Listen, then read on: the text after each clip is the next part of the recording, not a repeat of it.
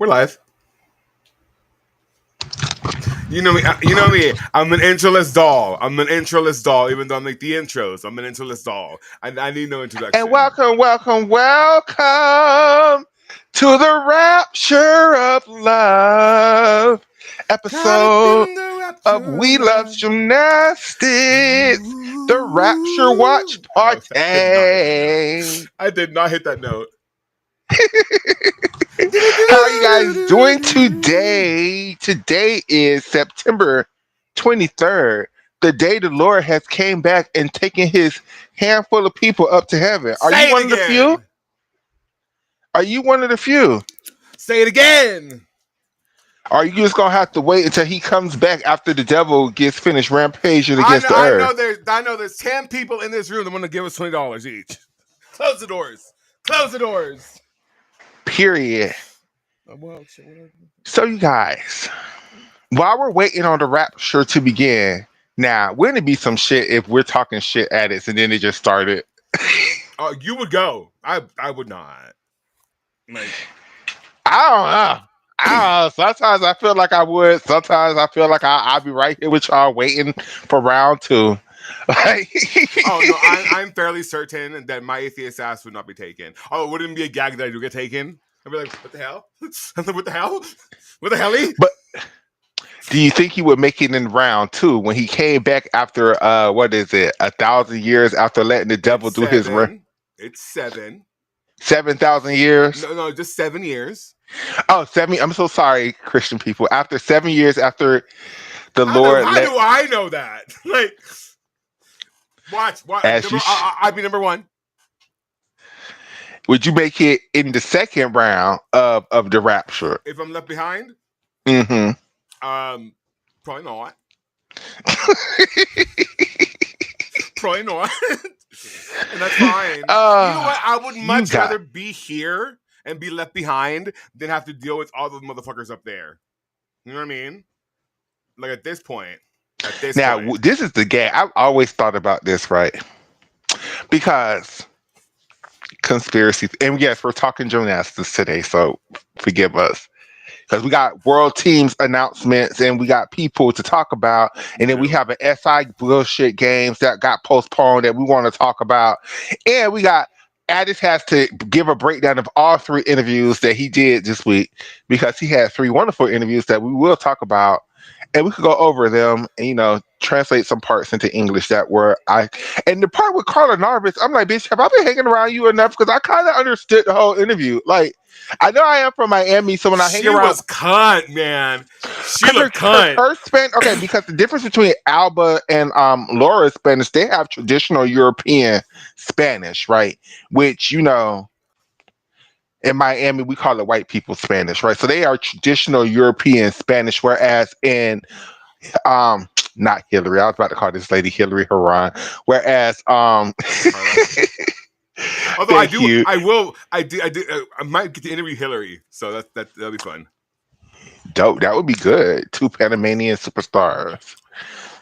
But her Spanish is a lot more like Cuban people Spanish, like Latin American people, like the Spanish I hear in Miami. So it's more familiar to me, so I could kind of pick up on a lot more of what she was talking about, more than I could pick up on Alba or Laura, because like the part when you was asking her about how she felt when the sun was in her face on the vaulting runway, I completely understood that whole conversation. Like, for whatever reason, I completely understood like everything she was saying. I don't know if it was her gestures or her facial expressions, but I completely understood like everything she was talking about. She was so classy that she loves the mess. You could tell she loves the mess. And Mama was done. Like, I just wanted to get on and was like, thank you for acting like we were a talk show, baby. Mama was done. Mama had her hair done, a nice little paint, a beautiful a little blouse. Like, Mama was done. Like, that's a star. You have to translate that whole interview and give it to the people.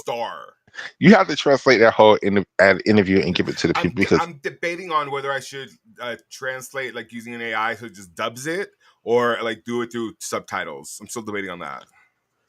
I would go with. Like I can just dub it with an AI and it'll just overlay the English over the video. I would do it. I would do a little bit of both. Yeah, I'm playing around. You like, yeah, bitch. I ain't got time for doing both, bitch. It's one or the other, No, girl. so I'm leaving tomorrow, so I'm just like, what all can I do? And I still like. Here's the thing. I'm gonna be very transparent with y'all. I'm gonna keep it a buck. Am I worried about going to Mexico? Yes.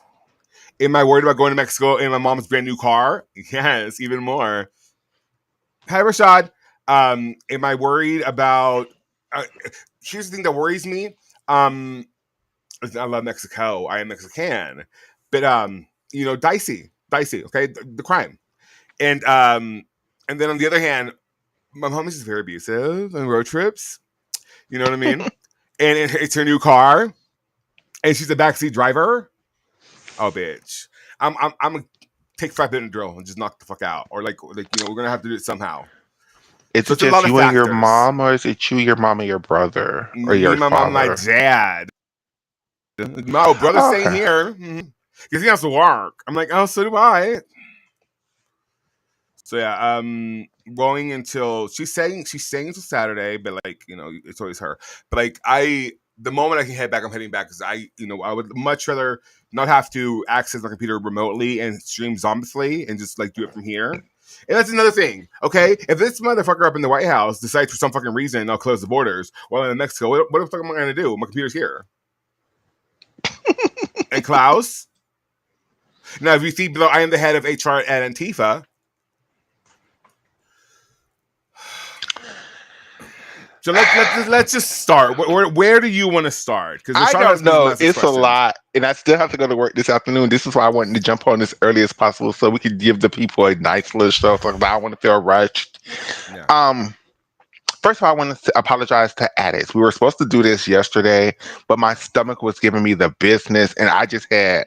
Y'all can see, I wasn't even on Twitter all day yesterday. Like my stomach was giving me the business. Like I wasn't even on Twitter, but the best of the Bee Gees. The best of the Bee Gees. I'm telling you. But then Addict sent me this wonderful graphic of the Rapture that it's one of my favorite things that you've ever done. That shit is so cute. It's hilarious. I am the devil. Let's start off with the SI games. Oh God. Because that's okay. All right. Because that's a mess, and the people is here for the mess. Yeah. I just want to say that, okay, for me personally, on the SI games, I don't have any insight. Hey, Rashad from Paris. Hey, boo. Hey, I do. I do. I have some information. And post them all, Rashad. We're here to answer them all, baby. First of all, I want to say, yeah, I'll let you say what you need to say, and then I'll give you the business that correct. I know at least. I want to say that if Sports Illustrated can't get this professional league thing, and it's Sports Illustrated, right? It's Sports Illustrated. It's not like, I don't know, some random people who's trying to throw like, and it wasn't just a gymnastics competition. Now it was a multi-sports Olympic style. We used to have this thing in America called the Goodwill Games. I would equate it to that, what they were trying to start. Yeah. Not as much difficulty for gymnastics because like the Goodwill Games was basically a regular, like Worlds, basically, right? And I think, it's great that the attempt to bring in different competitions, different levels of competitions, right? Every competition in gymnastics don't need to be the elite level. We're not trying to send everybody to the damn Olympics, but if they can get this professional shit right, it looks real sketchy for the Professional Gymnastics League because it's like Sports Illustrated with all of their funding and they had names coming to this thing, like international names, USA names in gymnastics. Like this wasn't like some little ditty Jayla Hain going to this thing. This ain't no city championships. This wasn't no cities championships. Like To be honest with you, the people who were coming to this were it was a stronger field than the potential going to world championships. Not too much. Not too much. Not too much. We'll get to why in a second, but not too much.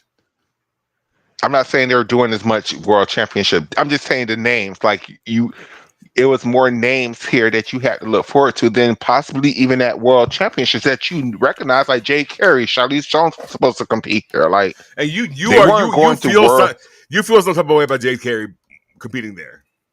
I feel several type of ways about Jay Carey competing here. Hell, to be honest, I hope Jordan Childs get cut from Dancing with the Stars tonight, so that lady could be like, "Well, I still have a shot to go to Worlds. Let me do some gymnastics and go to the World training camp real quick." Like, the SI women's games were supposed to be this multi-sport kind of like because we talk about the Pan American Games, just talk about the European, whatever. It was a game, multi-sport. Okay, Rashad. Yeah. People still like, we don't know what the hell the SI Games is, girl. Can y'all tell us what y'all talking about? Yeah. Okay, I guess this is part of the problem. Why they did? No one cared. Okay. So, Sports Illustrated, the magazine company in America, decided to try to create this Olympic style event, but not like Olympic level of competition. I think it was more professional Olympic level event, right? At least on the gymnastics side. I don't know what the rules was for the other sports, but I know for gymnastics. Well, I can't even say that because they never even gave us the rules or what system they were using. I have the rules. I have the system. Okay. They were planning on doing the 10.0 scale. Now just stop and pause. For rhythmic and artistic. Pray tell, how are you going to do a 10.0 scale for rhythmic? Quickly. How do you have a rhythmic professional competition? Like, what? I'm giving you a face today. But, okay. And then so the athletes, the main focus, first and foremost, for at least some people in charge, were to like make sure that the athletes got paid, right? And apparently, even if it didn't happen, they would still get paid a certain amount, right? But again, my question is, how do you ask Kaylee anymore? How do you? No, the other one. It'll be this one.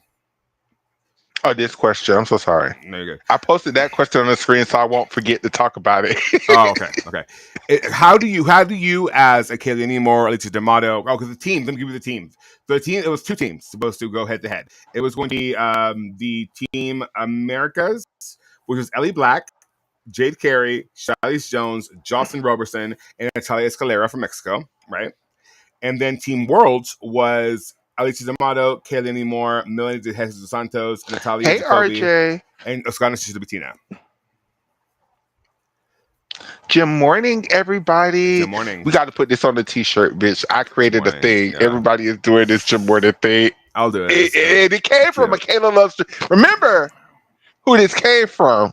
Because Addis, when me Addis used to first do the show, Addis used to be like, he used to say Jim something. It was like whatever holiday it was like Jimtober or something like. So then I just started like Jim Morning. So remember, Jim Morning came from Michaela Loves Gymnastics. Now, fantastic. To answer the question of just confusing already, because in America, one of the hard things I'm coming to realize as an American gymnastics fan is that other places in America, other places around the globe includes North and South America as part of America, and whereas we in America, we in the United States are never taught that, huh? No, I said never. The question, yeah, girl. So when the people, so when you're saying that you're doing America versus the world, and you're including the Canadians and the Mexicans and the South Americans as the Americans, that already is fucking up the people who were born in the USA up, because they're like, but wait, they're Canadian. Isn't it supposed to be the Americans versus the world? So but off they are rip, that's they are already Americans technically. they are okay. And see, this is how I've come to justify this whole thing, right? When I say American or you're an American, that you got to understand. I'm talking about from the United States, America. When I'm saying you're from the Americas, divided states with of the America, S at the end, like Americas, meaning North and South Americas. America. I think that, for me, justify including North and South Americas as North and South Americans. But bitch, yeah, it's just very offensive that y'all are acting like we're slow or something, because our fucking school system teaches us that we are Americans, y'all are North Americans and South Americans, but we are the Americans. But we all come from the continent. And see, that's the other thing. Like in some places in the world, there's only 6 continents. We grew up, there are 7 continents. Oh yeah, my mom had 5. A lot of places count 5 because they count Europe and Asia as one continent, and they count North and South America as one continent. So you can't treat us like we're dumb when this is literally what they teach us. Like you could educate, instead of being so offensive, try educate, because you just got to understand, yes, we're Americans, but they teach us different shit. Like we literally have a different way of counting. We don't count kilometers, we count miles. So we just do shit differently in America. So like, give us some grace, bitch. So off rip, that was their first mistake, bitch. Like, if you're gonna do, you got to do America versus the world, or the continent of Americas versus the world. But to do that, America versus the world, and include the Canadians and everybody else, off rip in America, the USA, that was going to be a no-go. Michaela's a Republican. Clearly, I'm not, because I will be raptured right now. Praise Jesus. But yeah, no. What still gags me, like, you make valid points. But at the end of the day, what gags me is, girl, how do you do 10 for rhythmic? Hell, how do you do 10 for these elite level gymnasts that has never competed? What is Karla Navas gonna do? Like a cap kip handstand, Van Leuven. I mean, at least the USA girls, they have the NCAA system to, even if they're not in the NCAA, to model routines after. So they'd be like, okay, if this got a 10 in the NCAA, I could do that. But what are the rest of the, like, Natalia's never been in the NCAA? Like Ellie Black wouldn't know what the fuck to do. Like, come on now. Is it gonna be like the is it a real competition, or is it the Aurora Games? Like, it's like the Aurora Games. Let me describe to you what was in the press releases. This is so it was Jerry Solomon, who was a professional sports agent and executive producer and founder of the SI Women's Games. He is committed to women's sports. The SI Women's Games is an all-new women's all-star event that is specifically designed to give female athletes a platform for both their athletic prowess. I didn't know this was just a women's thing. I thought it was okay. Oh, just a woman. Yeah, it's a woman. Little fair. I see why Jade Carey wants to compete here now. Obviously. I'm just so sorry. Jade, you know we live for you, right? You know these are just, you're a lesbian. You got to understand the gay humor, right? It's just you gotta get with your family now. You gotta get with your family, girl. You got to understand, especially now that you're an out lesbian. It's just jokes. We're just doing this because we love you, girl. Especially me. I love you, Jade Carey, for real. Like, it's just I met Jade Carey. She's very lovely. Like, she's very nice to us. She's very nice to us. It's just jokes. Like, incidentally, she does like us. Like, she's very even nice. Jordan, when I be like, what brand of tuna do you like? I'm dead ass serious, but it's just jokes. It's just jokes. And Jordan, Jordan used our producer, once producer, Carly, as a guardrail when she like stepped down to the seat. So, you know, we had interaction with Jordan too. And we love Jaina. Gina, you're my favorite. Gina, you're my second favorite gymnastics parent. Yeah. Yeah. Tiki is number one. Well, obviously. But I'm like thinking, oh, well, you know what? I love Zoe Miller's mom. Zoe Miller's mom and Tia Kyoko's mom are both very lovely ladies. Oh, and Shay Campbell's mom. So I guess mine would be... Oh, Shay Campbell's mom. Well, that's Addict's friend. No offense to you, Shay Campbell's mom. Hi, Leah. Okay, so that's your word. That's the SI Games. I mean, that it hasn't been canceled, been postponed. It has been postponed. But you have 30 days to get your refund. And if you don't get your refund, then you have to wait for the next one and see what they rescheduled it for. And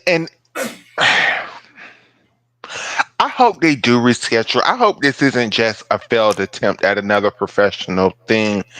I just hope, and y'all can have this. I'm giving this to the gymnastics community for free. Okay. Whatever they commit to the date of the SI Games, right? The SI Games need to be whatever the professional league version of the World Championships, right? And you need to also pump out the Pro League on top of the SI Games, so you could do the Pro League, maybe like 4 or 5 competitions leading up to the SI Games, right? Have that be your nationals. Correct, or World Championships or whatever, and don't make it like a USA versus, because when you do that USA versus, automatically me as a gymnastics fan, I lose interest because I already know whatever the USA do, you're gonna make them win, right? They could fall on everything, but they're gonna win, right? So Obviously. It needs to be individual World Cup, every woman for themselves type of thing. And it needs to be some kind of prize financially at the end of the thing where people are trying to achieve something. Why are you looking like that? Oh, they just announced that Drew Brees will be hold on, what did they say? Drew Brees will reportedly be a weekly contributor on ESPN's First Take. Drew Brees. I'm sorry I asked. Do you know who Drew Brees is? The Saints quarterback? I guess. The white guy. Yeah. But, I mean, that can be many people. True. But I think I know who he is. But sorry for interrupting you. No, you're fine. But it just needs to be the SI Games need to be the ending of the season, not the beginning of a season. It shouldn't be, especially if it's a professional. Now, if you decide to turn the SI event into just another elite gymnastics event, that's cool too. Yeah, I mean, that'd be kind of cunt. But you just gotta. Here's the problem. Okay, you know how the Japanese Gymnastics Association announced that they're doing a collaboration with this YouTube content creator, whatever content creator. That's the thing. USAG needs to stop being so because it feels like to me now that I've experienced a little bit more with this bullshit with USAG, it feels like they view the sport, the thing, the USAG company, and then the coaches and then the athletes here, and then the fandom over here. The fandom's over here, and there could be no mixing, right? Because if they went out there, hell, I'm not even just saying us, although I'm mostly saying towards us. But like, if they reached out and did more collaborations with like actual content creators, like Planet Gymnastics, or like, you know, for instance purposes, fucking Gymnastics something, where like there seems to be more like an open collaboration between them and the federation, it would make them so much more approachable and maybe more likable. And you would get a whole of content creation as opposed to the weird and like tailored like thing they have going on right now, where it's just like it still seems like it's like very like industry and people. It's by design. I'm 100% by design. Yeah, it's by design because for whatever reason, I'm still I haven't come to figure out what it is. They don't want gymnastics accessible. Yeah, that's why where's that threat? And I'm not sure why, because I look at figure skating and I see how, it's like at least from cheer. an outsider, It's like cheer. looking in. They're trying to put the guardrails so that it's like they feel like any sort of like other like any sort of other source to giving the product. It's like, oh, you're taking our money. You're taking our money, and it's like that's what cheer is. It's like they have it's everything. It's within like it's a varsity or it's flow cheer, right? And that's it.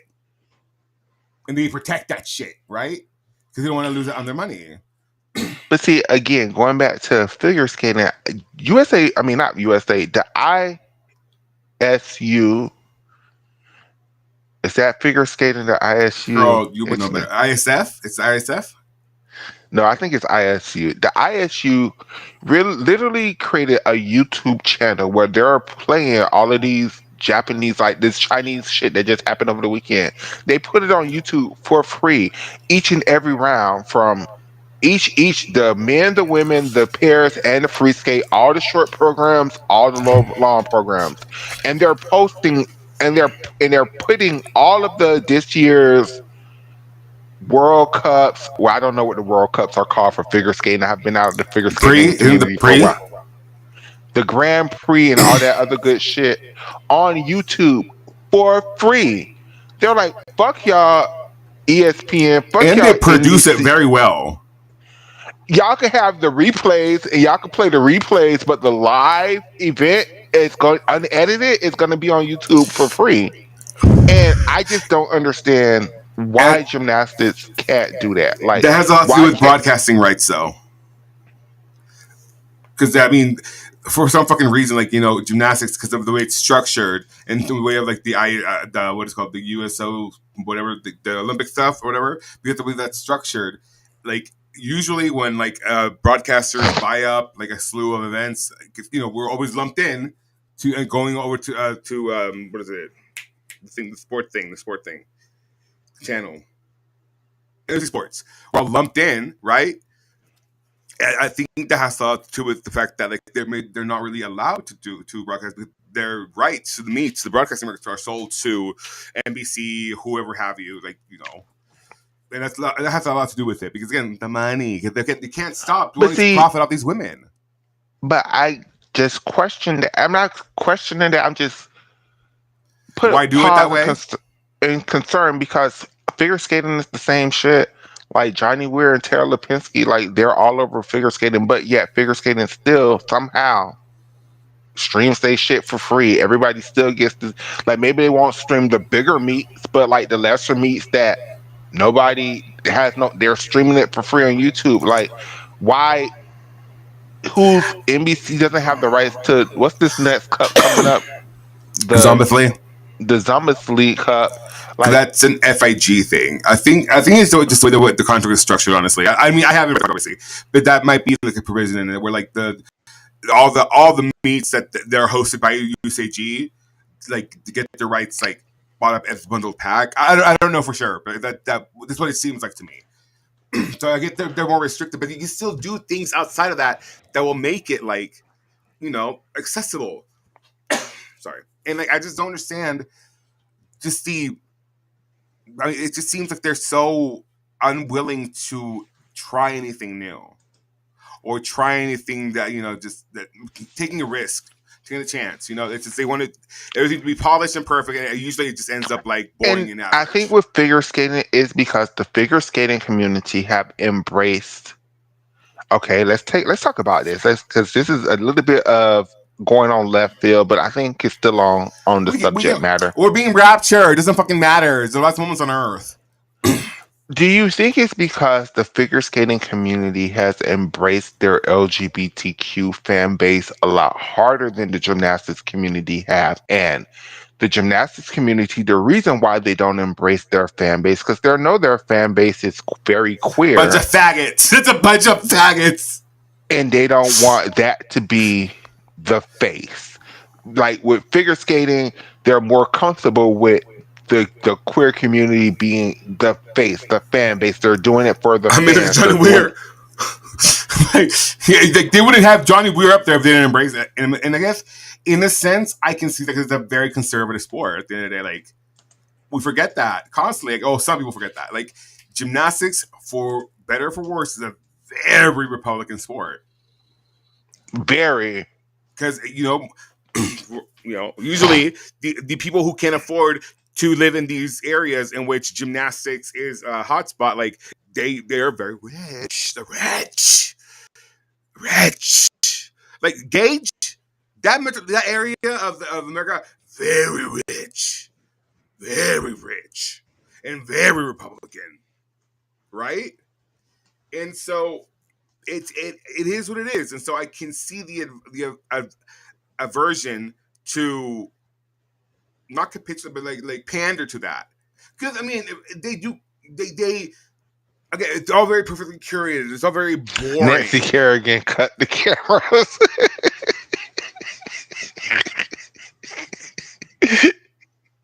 Oh, that was funny, RJ. Tanya, where's Tanya?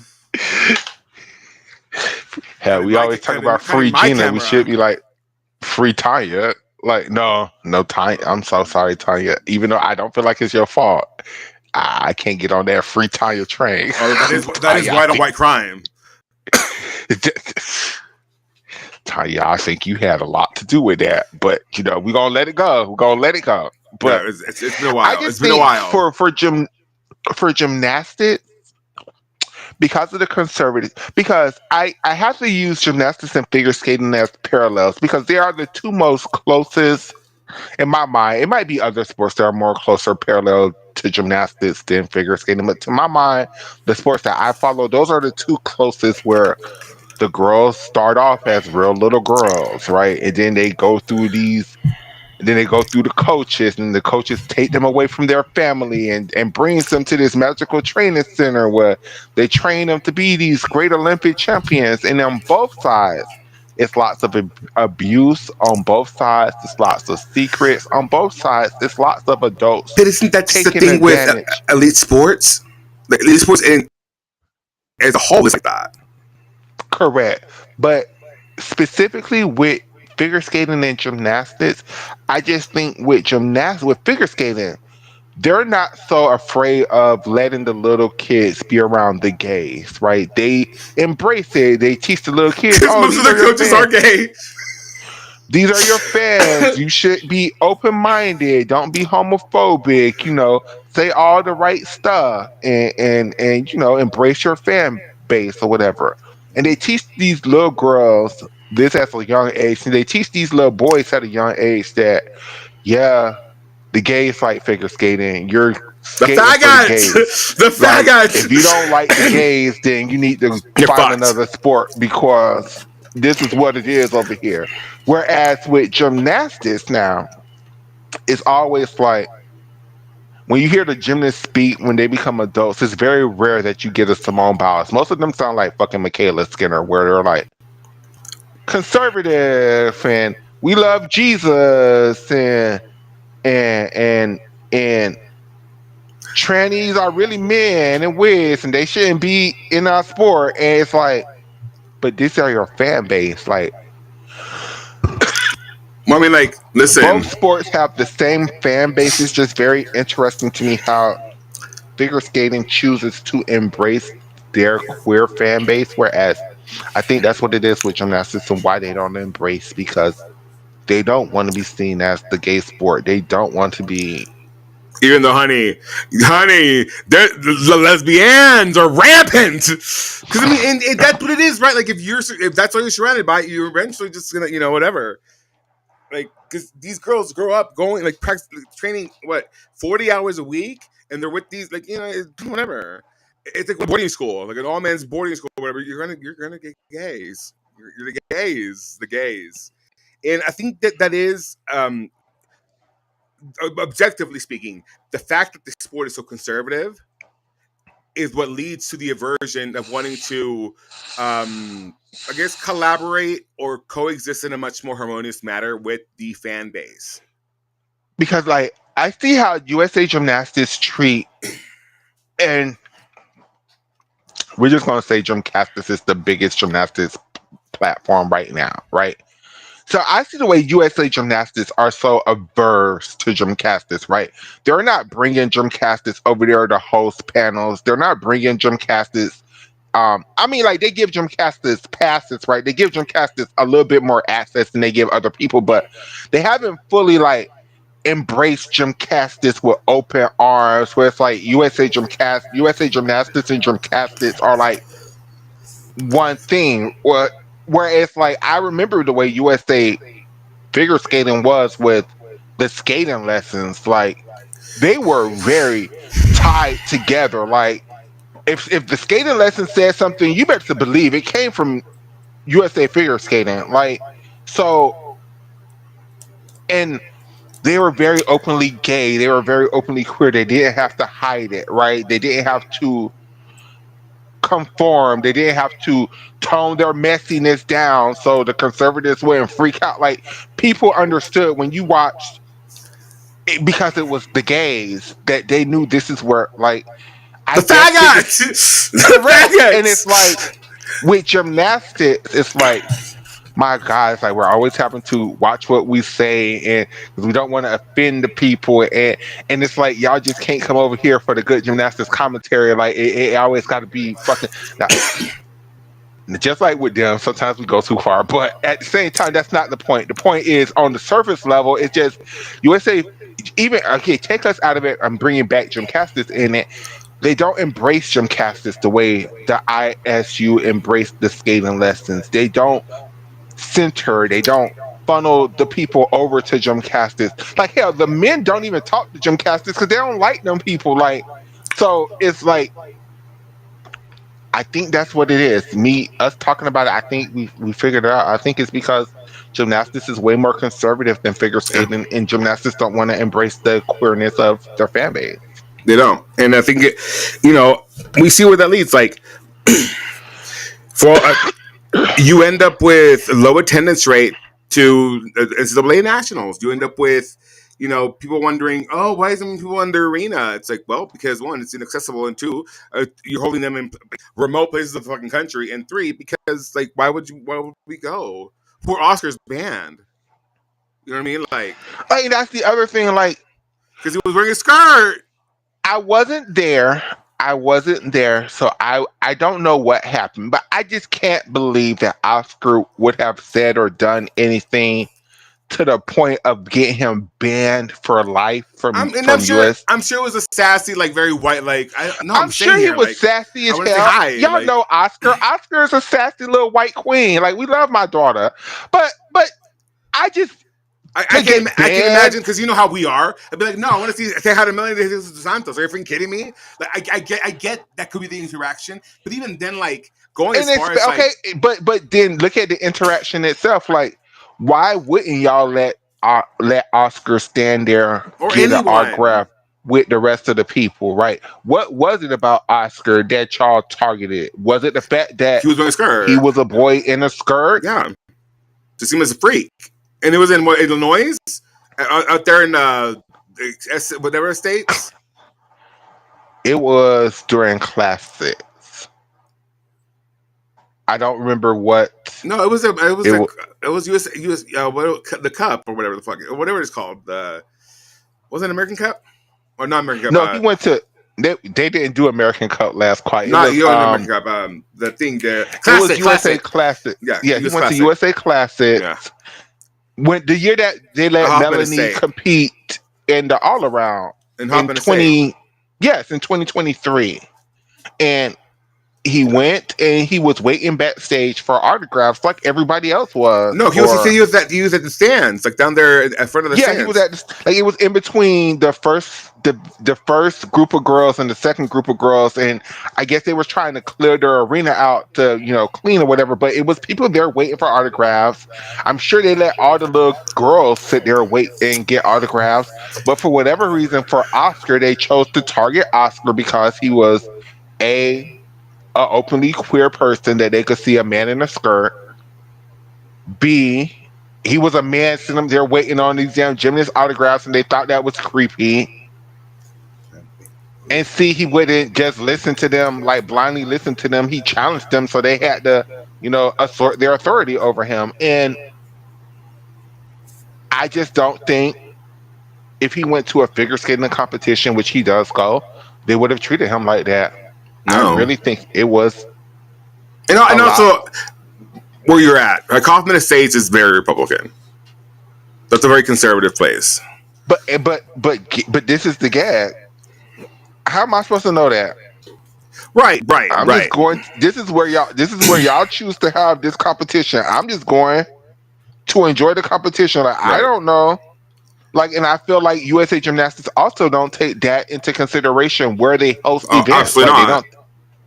Well, what do you think it's, like the NCAA holding NCAA finals in Texas, several fucking places. Like, I get it. And you know what?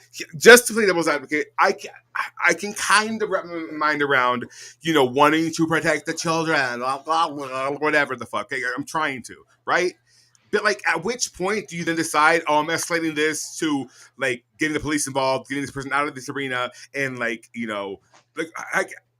what sense is that a threat? Like, that big of a threat where, like, you, like, are literally, like, following him around outside of the arena? Like, at what point does it turn into that? Like, and then that's what I don't get. Like, okay, sure, get him out, fine. Even if he's being combative, I get it. I get it. But, like, at what point do you then have police following him around the arena and then go as far as, like, banning him from all competitions? Like, you know what I mean? That's when it's like, dude, you're putting 20 on 10. You're putting 20 on 10. 20 on 10, and it's like, at what point then is it? And was it because he was literally waiting for the autograph, or was it because he had on the skirt? I think it was because he had on the skirt. Yeah. And, like, and again, because of the locality and because of the temperaments in the nation, I can understand, like, oh, this freak, we gotta get away from the children. This freak, I get that, but, like, again, 20 on 10, like, there has to be a point where these motherfuckers, and that's, we're getting into the rapture of it all, like, in the political of it all. These motherfuckers are just so hell-bent on not being indoctrinated and appearing to the children. What are you doing then with the fucking 10 Commandments? That is indoctrination. Like, all this bullshit that you're doing, that's indoctrination. Fucking removing critical race theory, indoctrination. What the fuck is like? It just does. I can't right now. I'm mad. Like, where the fuck does this, like? It just. I really feel like if he was at a figure skating competition, the figure skating girls would be like, "Yes, girl, yes." Whereas the gymnastics community, because of the conservative nature of gymnastics, I don't even think the girls was. I think it was more of the concern for the girls than the way the girls actually felt about the situation. And it's all fake concern too, man. Like, absolutely. I'm just at a point right now where, like, it makes me so furious. Like y'all really want a holy war, don't you? And for what? A holy war for what? Like, who is gonna fight this holy war for you? First off, because all of y'all lazy and fat and ugly. Period. Like, who's gonna fight this holy war, bitch? I'm not gonna fight no holy war. Don't come to my door. Oh, that rhymed. Like, I will bust a cap in somebody. Like, what are you talking about? And then it's just like, protect the children. If you want to protect the children, why isn't the fucking pedophile in the White House in prison? Why isn't Pam Bondi? And the more you look at it, Michaela, the more it's fucking interconnected. Fucking Erica Kirk, Charlie Kirk's wife. Okay? Oh my god, Michaela, pay attention. Okay, so, and I'm sorry we're pivoting, but I gotta get this out of my system. So this bitch at 17 years old starts her own ministry, right? And this starts working with the fucking Romanian government, right? She takes the ministry over there. And they had to ask them, or they removed them from the country because they were tied to sex trafficking children in Romania. Wait, what? So, yes.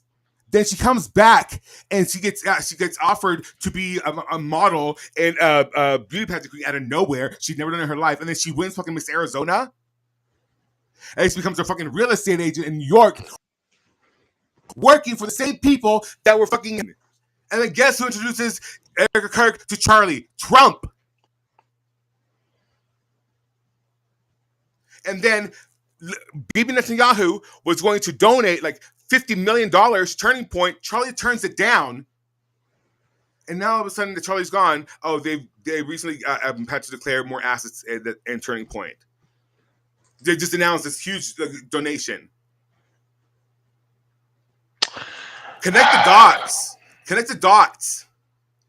And we're going to end this fucking world this fucking play, we're gonna get into a nuclear war because Israel is going to be held accountable for their genocide and for the pedophilia and for their fucking war and mindless just abuse of power. That's what we're gonna end the world over. Or Charlie Kirk, because the Republicans are really, really. This is their goat, bitch. This is their martyr. They've been waiting on this. Fuck that motherfucker put this man on.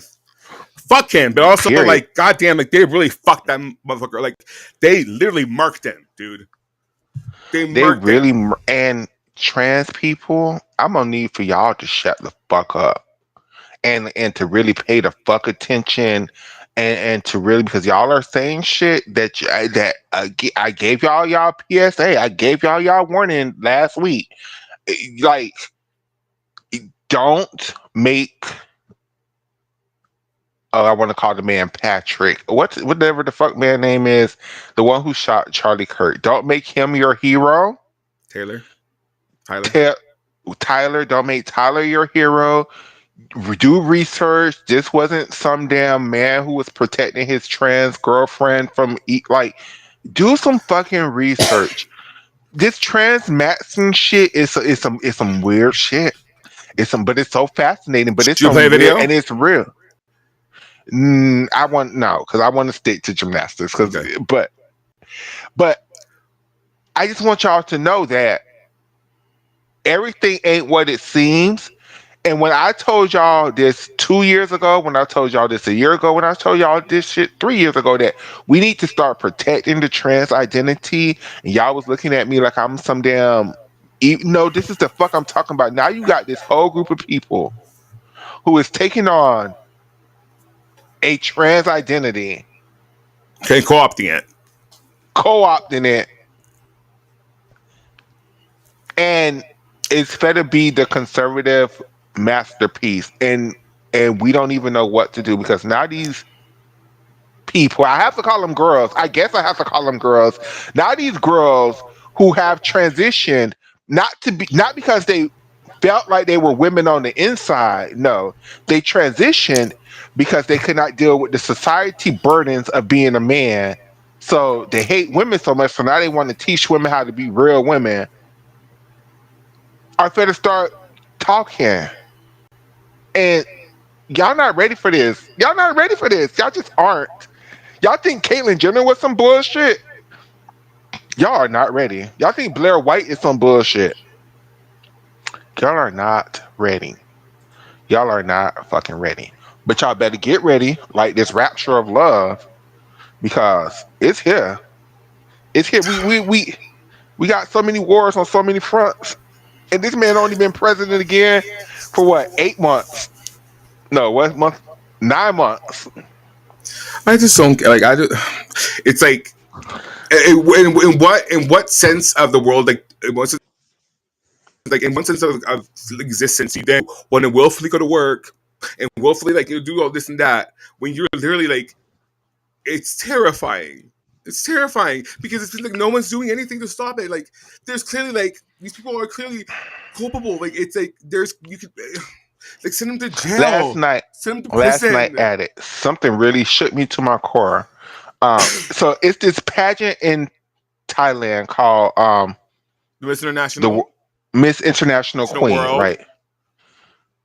Miss World's International Queen. The black girl won, and no one.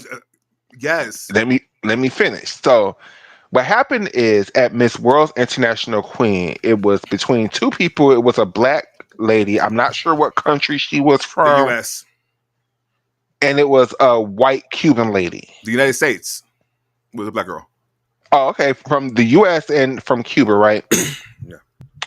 And what people don't know is this is a transsexual beauty pageant, right?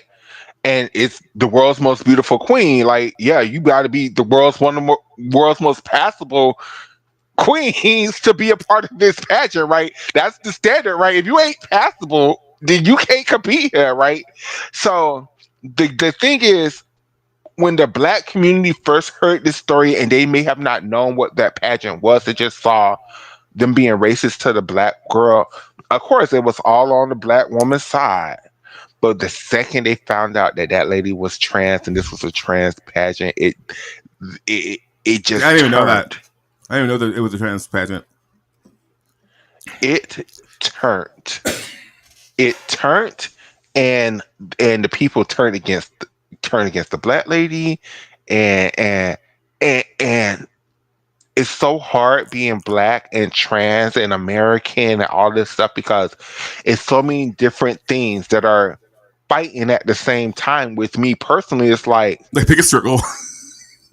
correct. It's like I love my black people. I want to be with y'all. I want to, but bitch, y'all always turn on the damn LGBTQ community, and I'm LGBTQ, so I can't sit up there and be fighting the racism with y'all. And then I'm thinking the fight is over, and now I got to fight y'all bitches who I was just fighting against the racism with because now y'all wanting to throw me off the bridge still. Like my life still isn't safe. And then it's like with this Charlie Kirk shit, like in all honesty, do I think it's a great thing that somebody got on national TV in front of everybody? No. But what do y'all want me? Do y'all want me to have sympathy for somebody that literally was telling people this crazy shit? Like, it's like, what do y'all want me? And then with Jimmy Kimmel, once again, it's like, yeah, do I think Jimmy Kimmel should have been fired? No. But where was all this outrage for Don Reed and Joy Ann Reed? I mean, Don Lemon and Joy Reid when the administration literally pushed them two people out of their job? Stephen Colbert. It's like...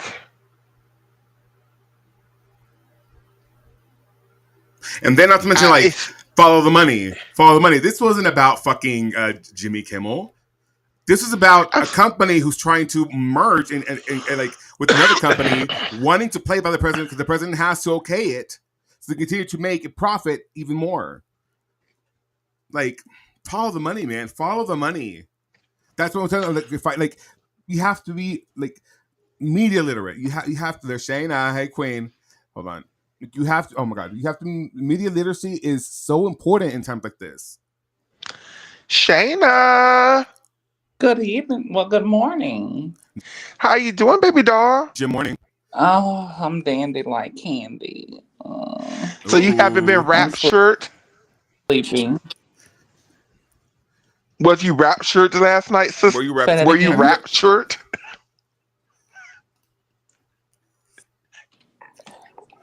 I was captured. No, were you raptured? Yeah, raptured. Oh, you don't know the rapture's today, Shayna. Yeah, we're going through the rapture right now. It's today. Yes, today. Oh, really? Yeah, that's what the Republicans on TikTok are saying is that today's the rapture.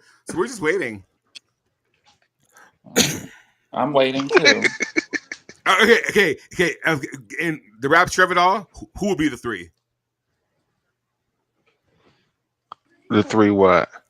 I'm saying, like, would we go to the rapture? Like, do you think we would go to the rapture? Do you think? Because I don't think I'd be raptured. Oh, you're trying to pick the different populations? No, I'm just saying, like, you know, it was a joke. I think I can make it in. Are you talking about LGBTQ? Hold on. Let me explain the joke. So, anytime, apparently, this is the story I heard. Who's the queen? Alyssa Edwards. Anytime that Alyssa Edwards, if you get any alone time with her, if you're like her friend, and you guys are in a room full of people, she would look at you. She'd be like, "Oh, I can't do it." The tongue click. So, in this room, who would be the three? Yeah, who would be the three? Like, who would be the top three? Like, you know, it's a bad joke. Now that I explained it, it's not that funny. Okay, go ahead. Okay, I catch it. Alyssa from Drag Race. Yeah. Who would be the three? I don't know if I can make it the first go round, but I think I'll make it the second go round. I feel like, honestly, we would get raptured. Low key.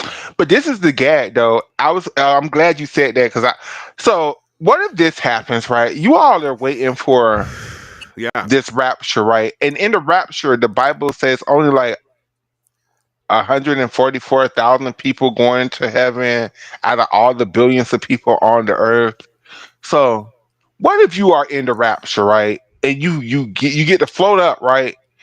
And then, bitch, they enslave y'all ass and take y'all to another planet, bitch. And now y'all are the enslavement people of this damn other race of people. Oh, you mean like, if the Nephilim come back or whatever the fuck, the Anunnaki, whatever. What? How would y'all react to that? If they only wanted the white people to go. Part 2. Period. What if the rapture was another group and they found another planet and they're giving us another planet for free and they're bringing us to this other planet, but it's only black people or only the people that have been done wrong in this world? How would y'all feel then? Hilarious. That'd be a real gag, man. That would be the gag. I'm gonna become those are real tears.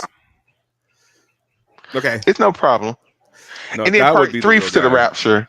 What if you float up and then you get to a certain point and you just fall right back down? Then what? Right, because you're too cocky. You're too cocky. You're just floating up into the heavens, and then you be like, "Bitch, there is no heaven, bitch. We're just out in outer space right now, bitch. We'll see." Okay, just lay right there. Heaven? What? Not heaven. I'm talking about like you know how people think like heaven is in the clouds, like, but there's like no physical spot of where heaven is supposed to be at, right? So when people say the rapture, they're envisioning them just floating up and then going to the clouds. In the clouds, they're in heaven. But what if I guess it would be like you travel like to another dimension, maybe? I don't fucking know how that works. I would think it would be like the Thanos snap. Like if it was a real rapture, like wouldn't Jesus be able to just snap his fingers and just bring you there? Like I guess you wouldn't notice it was even happening. It would just happen. It would just happen. Like Correct. It wouldn't be no. It would be like if an alien, like if this comet shit was really an alien spaceship, like it would just happen. There's nothing you can do to prepare for it. It would just happen, and you'd be like, "Damn." Now, would you go naked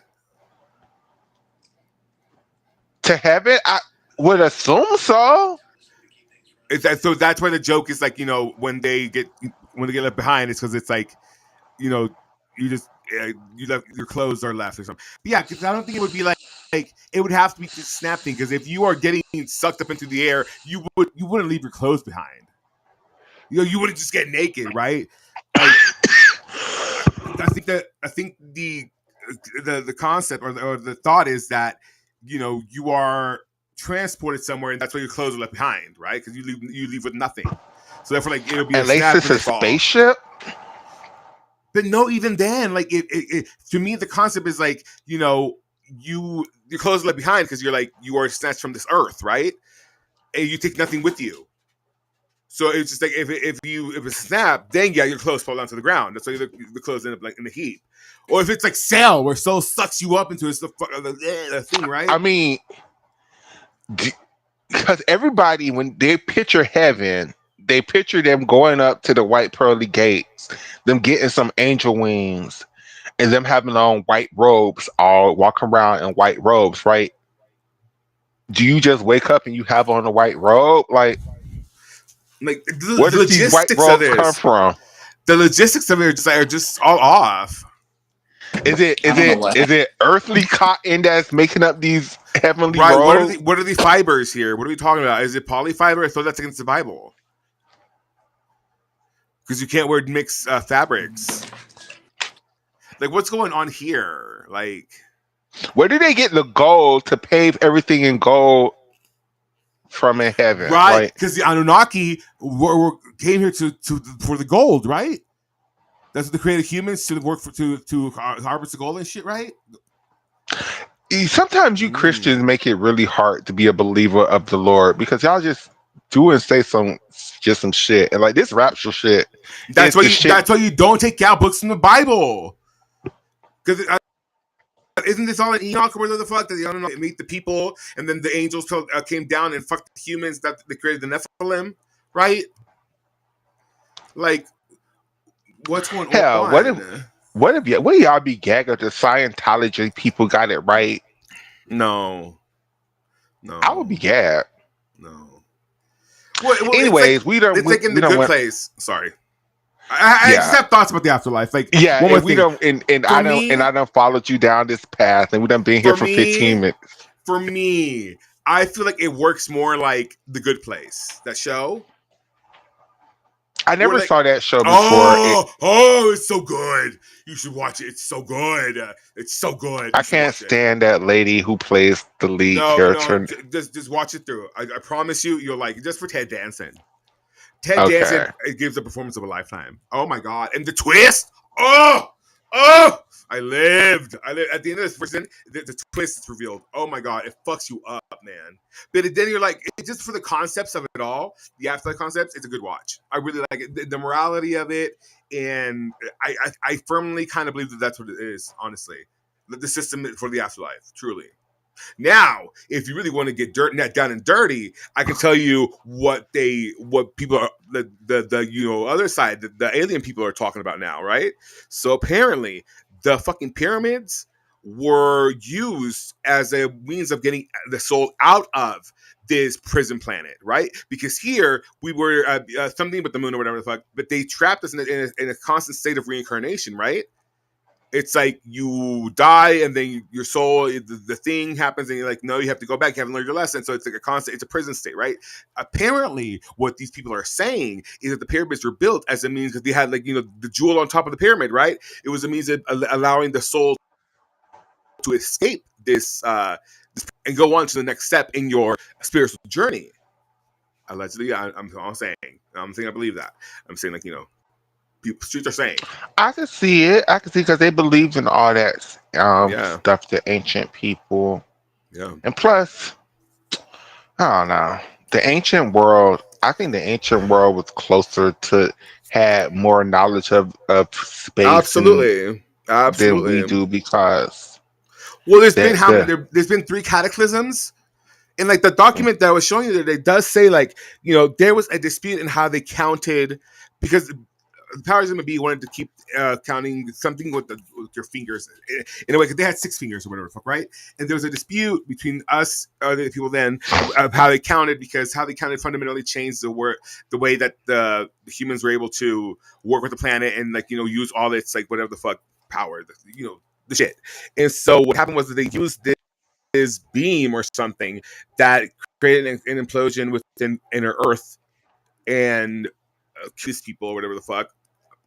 Whatever, and which is why you have that weird cavity in the middle of the Earth. Apparently, allegedly, don't whatever, and so all this shit. Let me tell you, it's very interesting, right? And I know we've been lied to a lot about what we can do as humans, and I know that there's a lot that it's hidden from us. And I would be interested in seeing if I kind of do want to do the. Have you heard about this thing, the tapes, where it shows from the Monroe Institute that allows you, or through the the brain waves or the sound waves, is able to allow your brain to connect on both sides, whatever, and it allows you to. I've never heard of that. Yeah, so it's from the Monroe Institute, which were the ones that were involved remote viewing stuff that they did with Mars and shit. Okay, and so. It's this way of putting you in a meditative state, the meditative state that allows you to kind of, I don't fucking know, transcend or some shit. And I'm kind of really the way people feel about mushrooms. Yes, not mushrooms. Yes. Oh, okay. But it's like some. I kind of want to do one and then report back. You know what I mean? You know what I mean? Of course. Not live on stream. Just do one and then report back. And then we can do one maybe on stream one. But yeah, I think you just put your headphones on, you lay down, and you just kind of allow yourself to be guided. It's very interesting. Watch you be psychic. Can you imagine being able to lift shit? Ooh. Oh, is that how you get your powers? Dope. Let's try that. Okay. So you guys, let's come back. Reeling it back in. So I think we completed our conversation on the SI games. I think we come to the conclusion that what do you mean? It is a great thing. It's just I'm not sure if it's really realistic at this moment, at least for gymnastics. Maybe if they take gymnastics out of it, take rhythmic out of it. I don't know. I'm trying to see, like, hold on, if I have any more information regarding that. Like, give me a second. But while Addis is finding that, we do have some world team announcements, you guys. We do. They just announced the British team. The British team. I seen an announcement for the French team. I seen an announcement for. It was another team. Yeah, the British team. I'm confused about too. Please, guide me through that. Huh? Yes, let's name them. I just had it. Yes, I lost it.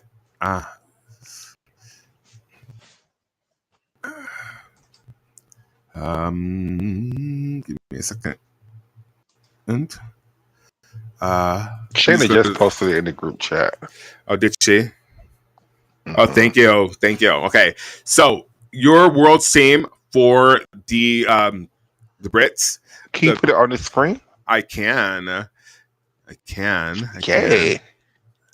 Crocodile tears were shot. I was actually crying. Like I got really emotional for a second. Like,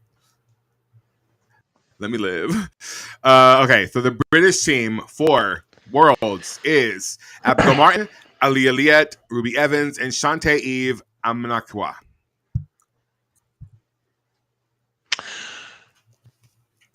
Thoughts. I'm very surprised they didn't put Jessica Gadarova on this team just to do one event. I'm very surprised. I think if she would have done better at the Paris World Cup, I think she probably would have made this team. 100%. But she didn't. But she didn't really do that well. So she did not eat the girls up like they thought they would.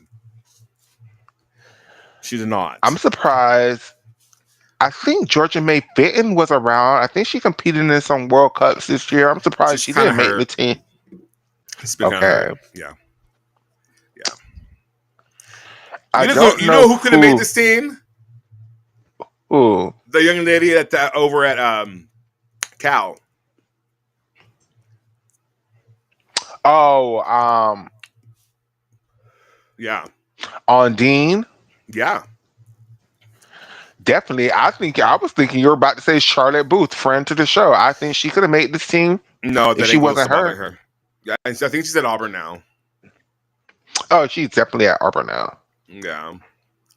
Yeah, she's being a collegiate girl. Love that for her. Yeah, Charlotte Booth could have in the article. They noted that Jessica Gadarova was originally selected for the team. However, in a recent injury setback resulted in her withdrawal. So apparently Jessica Gadarova has another injury. Damn, hopefully it's a small injury. Well, if it's a recent injury setback, then it's an injury. Like that's not good. No, that sucks. That sucks. So the men are Alex Yolshin Cash, we love.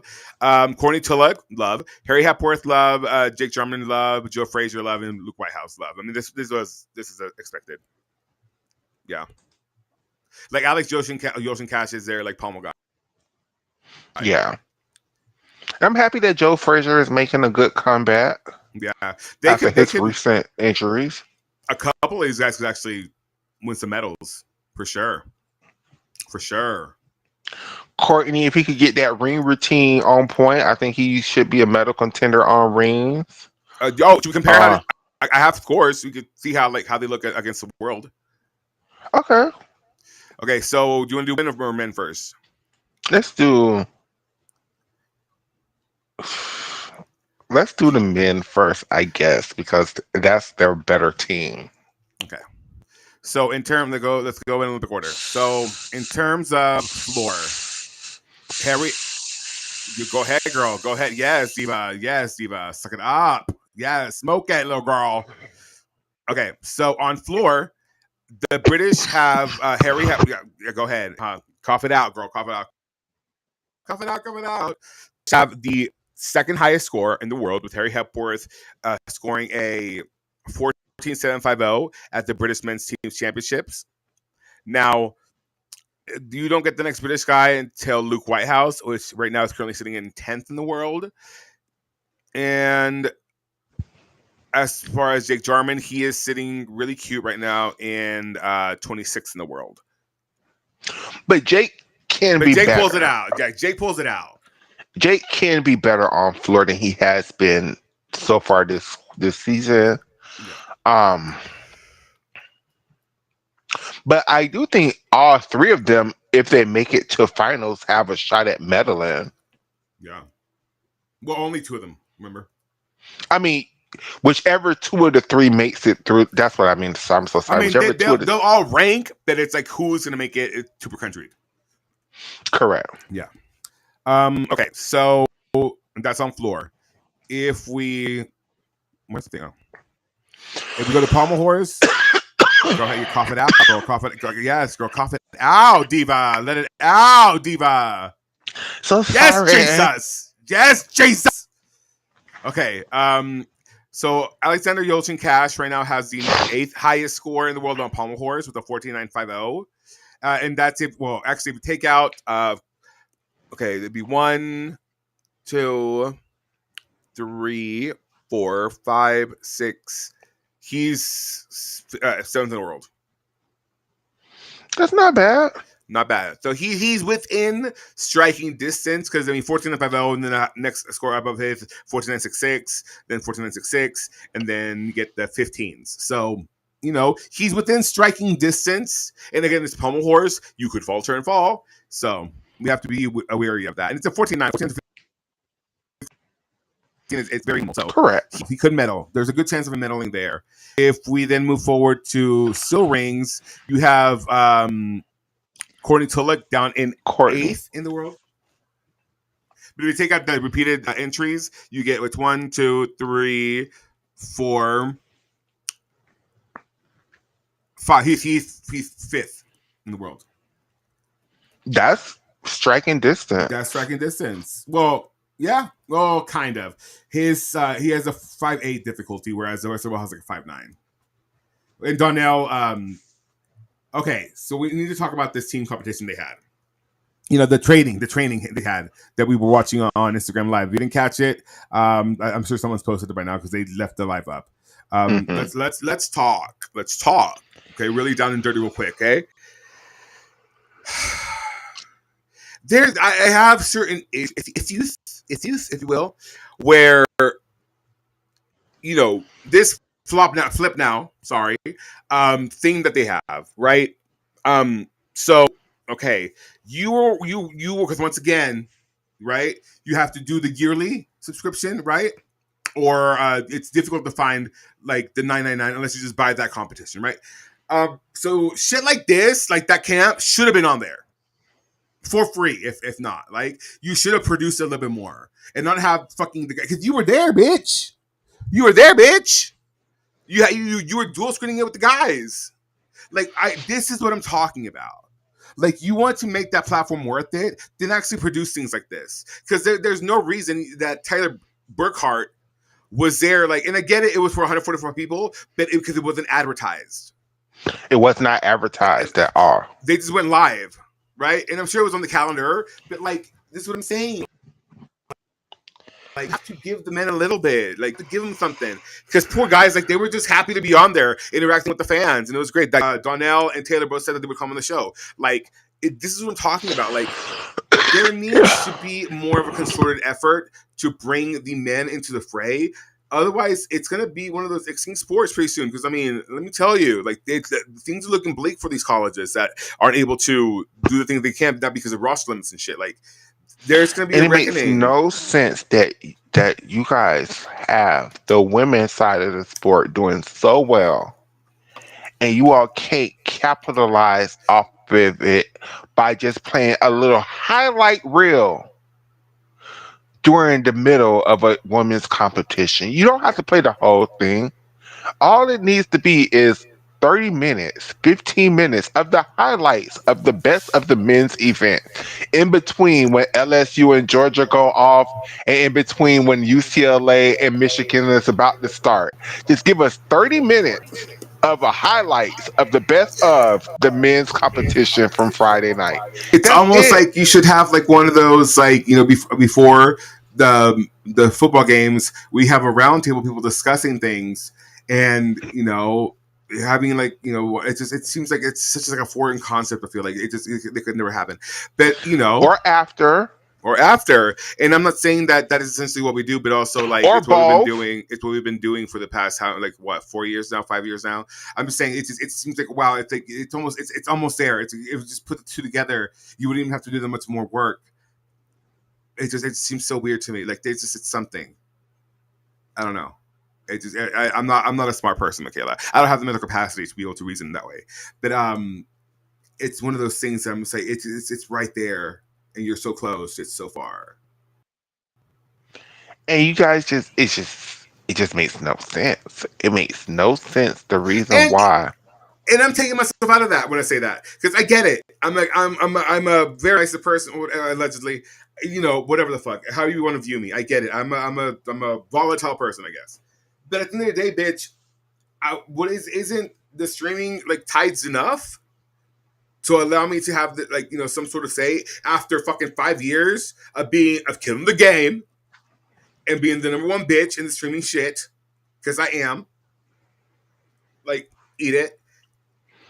But you know what I mean? I think at this point I have some sort of insight and I can actually help you, because let me tell you, the real Federation of Spanish Gymnastics is very nice to me.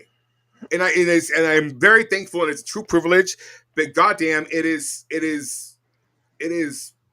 disappointing that my nation's federation can't even be like a sliver of like how I've been treated by other federations. I think it's because your nation's federation look at you as direct competition, whereas, again, going back to figure skating, it doesn't feel like the USA Figure Skating Association looked at the skating lessons as competitions. They looked at it as a way for them to grow the sport. And it just does not feel like USA Gymnastics look at any of the platforms as assets. And actually, y'all look at them as hindrance, because then y'all take these stupid ass damn YouTube things and send the gymnasts over there instead of sending the gymnasts to the gymnastics platforms, the gymnastics people. And I'm not even saying us, I'm just saying anybody, because you know what? I'm going to continue doing this.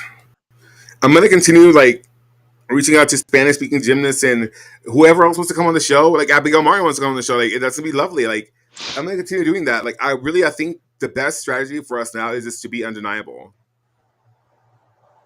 Just to be undeniable.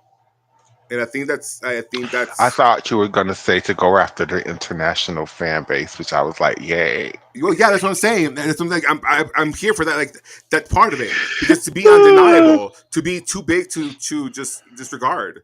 That's what we have to do.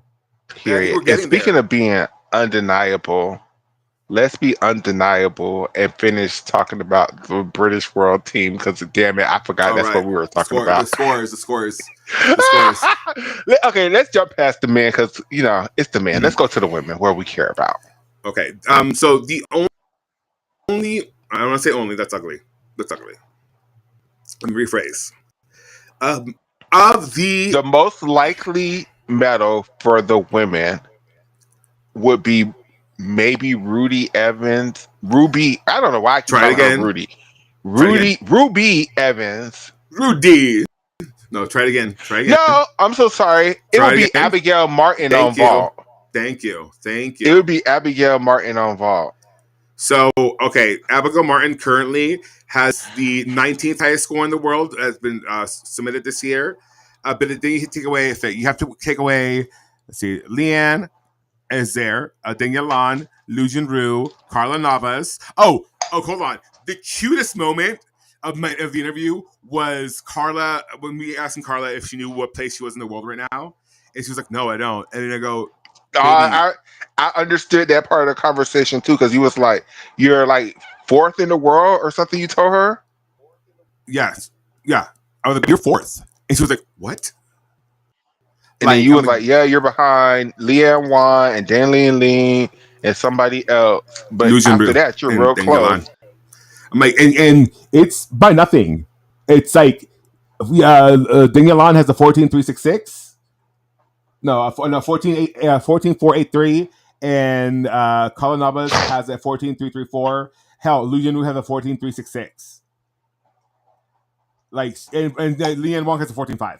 Like, babe, you're there. Babe, you're there. Like 14.334, you're there. You're right there, and that was a nice moment.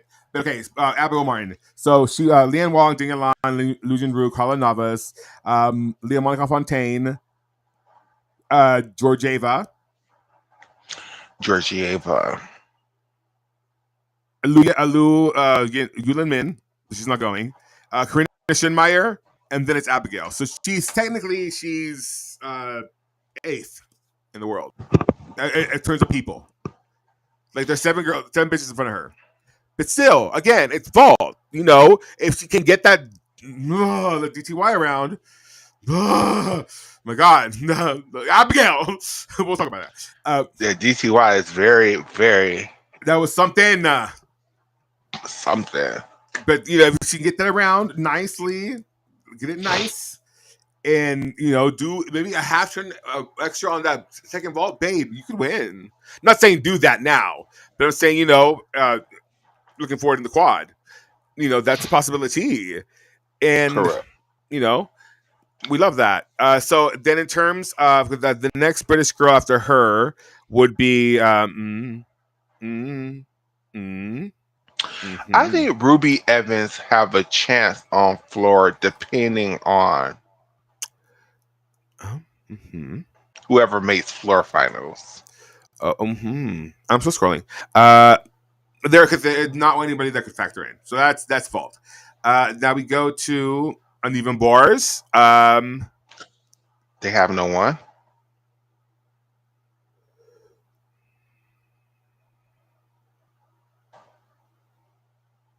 I'm still scrolling. Moving on to Balance Beam. Also on Beam. So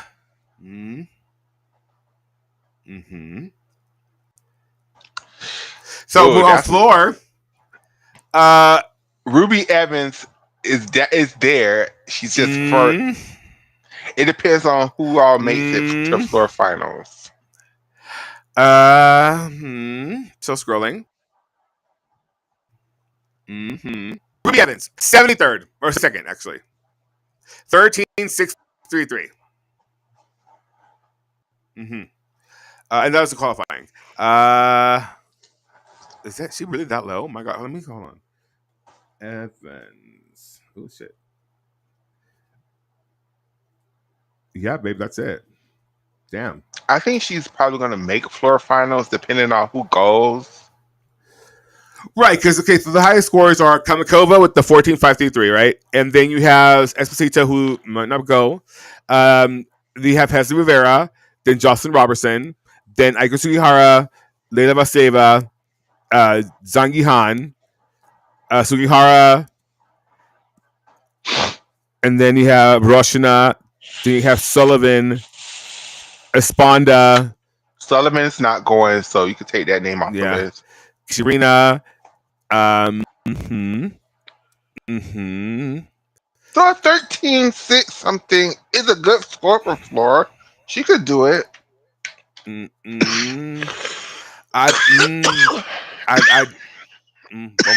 Go ahead. Keep going. Because that Russian 14.5 score is unrealistic. It's just never going to happen for her. It is not. When she goes to Worlds, she's going to be in that 13.3 range. And you know, Worlds, the higher scores would probably be like 14.2, 14.3 at most. So I think the on floor at Worlds, the highest score we might get is a 14.1, and that depends on how Sabrina performs that floor routine. Sabrina Bonnier. Bitch, what? I think Sabrina is the only one that can reach 14 on floor. I'm sorry, Kamakova 14.5. I don't think that's realistic. I think when she goes to Worlds, her floor score is going to be 13.3. But Hesley Rivera at U.S. Championship, even at Pan Am's, like she was scoring. So she scored 14-2 at U.S. Champs Day 2. I can see that going 13-9. But like Jocelyn, so okay, Sabrina Voynes. I can see Jocelyn breaking 14. I just think Sabrina is going to outscore her. Sabrina has a 13-8. That's her highest score. Hello. Hey. What have I missed? A lot.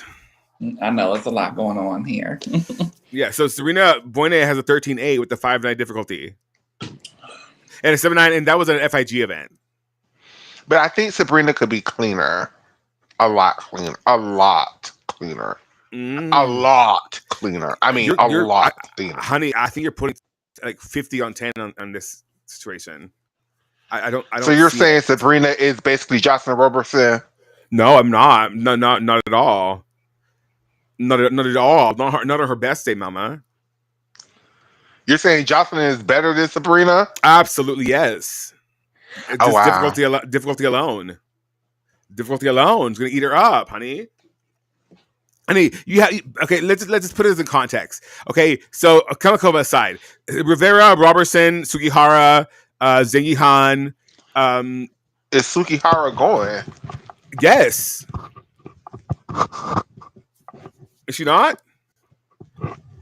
And then you have Kishibrina, like, and then ahead of her as well, you have Gabrielle Hardy ahead of Serena Boinea twice. Like Charlize Moores is ahead of Boinea. Boinea is 30. I think that's the world floor champion. Able to take these bitches falling for her to win. I think when everybody get on the neutral stage, on the FIG stage, I think they're gonna give it to Sabrina. But they have. She was at the Paris Cup, and she won. But that, I mean, even with her winning, that was like her bestest day. Like she won like that was not the best that she can do. Sabrina could do it way better than that. That was a 13-8, Mama. I think she can get 2 more tenths. I'm saying 14-4. What's the difference between the 13-8 and the 14-1? Like 3 tenths of a point. When it comes to this bitch, that's a lot. I think it's possible. I think they're gonna gather Jocelyn up for her knees in the air on these Moore's attempts. Sabrina form is not as bad as Jocelyn. I refuse to let you sit up here and disrespect Sabrina like that. Bitch, I would say yes. I would say Sabrina is right around where Hesley is at in form. Absolutely not. Absolutely not. You're saying Hesley Rivera has better form than Sabrina Voynier? Not by much. Yes. Not by much. Not by much. Lies. Not by much. Hesley, oh God, now I'm going to read. Hesley, I love you, girl. I'm so sorry that you're taking these shots, but blame this on Addis. Don't blame this on me. Hesley is literally the worst form of any Woga gymnast ever. No, not when Kalia exists. Kalia Lincoln's form is way better than Hesley Rivera. Way by a lot. No. Absolutely. And then Rashad is up there still like 10 minutes ago. Wait, why not Ashley Sullivan? I mean, Ashley Sullivan, in all honesty, and I did a solo video about this on my Blunt Chat short show about, I feel like Hesley and Claire, not Hesley, I feel like Jayla and Claire are the 2 USA girls spoilers. I think them 2 girls can still take literally any spot from anybody on this team, all around their event finalist spots. I think Jayla and Claire can steal them all. I thought it was Ashley Sullivan. And I also think Ashley, depending on who makes the all around, I can see a case for Ashley, because let's say the all arounders end up being Hesley and Claire, right? I could see a case for them bringing Jayla Hang to do 3 events, bars and beam, and let Ashley do floor. I can see that. And that's not a wild ass thing. That's a very realistic team for the USA. What are you smoking? I'm smoking the best of rosin, but that is a very realistic team. If Jayla comes in first, Hesley comes in second. If Claire comes in first at trials, Jayla comes in. If Claire comes in first, if Hesley comes in second, Jayla comes in third, but does really good. So they send her to do 3 events, and she actually is landing her chong, and she's outscoring Leanne's chong. And then you just send Ashley to do floor.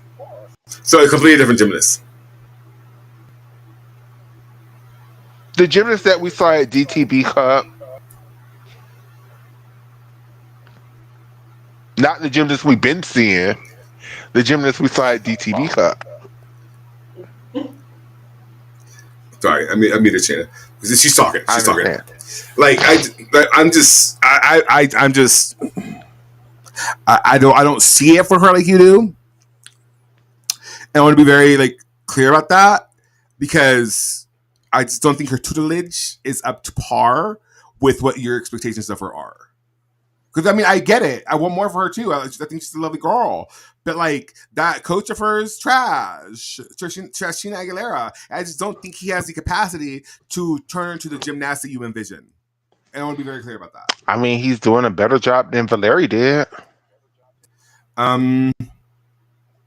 Marginally. By a toe. If she was still with Valeri, she would be injured at this point in the season, at least. And would. The guy got her. Got her through the whole season. But she was never with Valeri. She was with Valeri. Wait, who are we talking about? Jayla?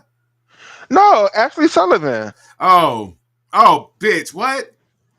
I thought we were talking about Jayla Hang. No, Jayla Hang never was a Valeri gymnast. No, but I'm saying in terms of the gymnast you wanted to. I thought you were talking about Jayla Hang doing it this Chung and all that. Oh yes. Okay. I thought you're saying you don't see it for Ashley Sullivan. You're saying you don't see it for I've never Jayla. seen it for Ashley Sullivan. I've never seen it for her. That's what I say. No, but I'm talking about Jayla Hang. I do see it for Jayla. I don't think her coach is good This enough is why I do see that. it for Jayla. If I'm just the same reason I see it for Claire.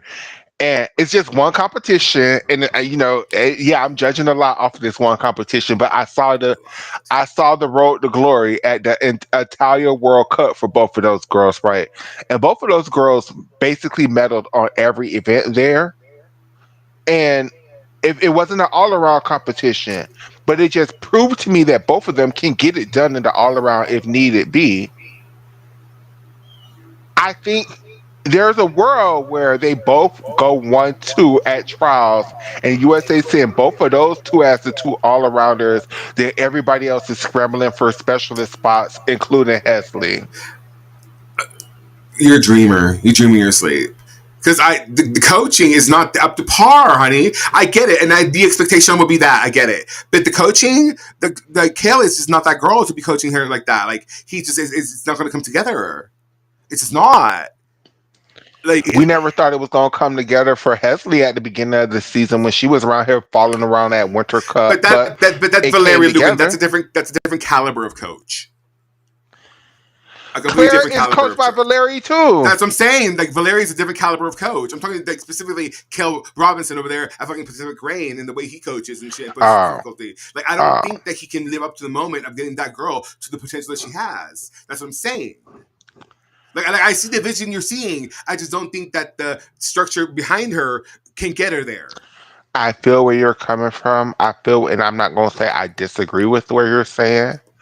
I'm just saying it's a possibility for Jayla. I'm not saying yes, it's a possibility, but the coaching's not going to get her there. Not currently. But I'm just saying though, if the coach may not get her there, but Jayla herself could just have an awesome ass competition like she has had before. If Jayla would have had her competition night 2, both nights, Jayla would have came in third.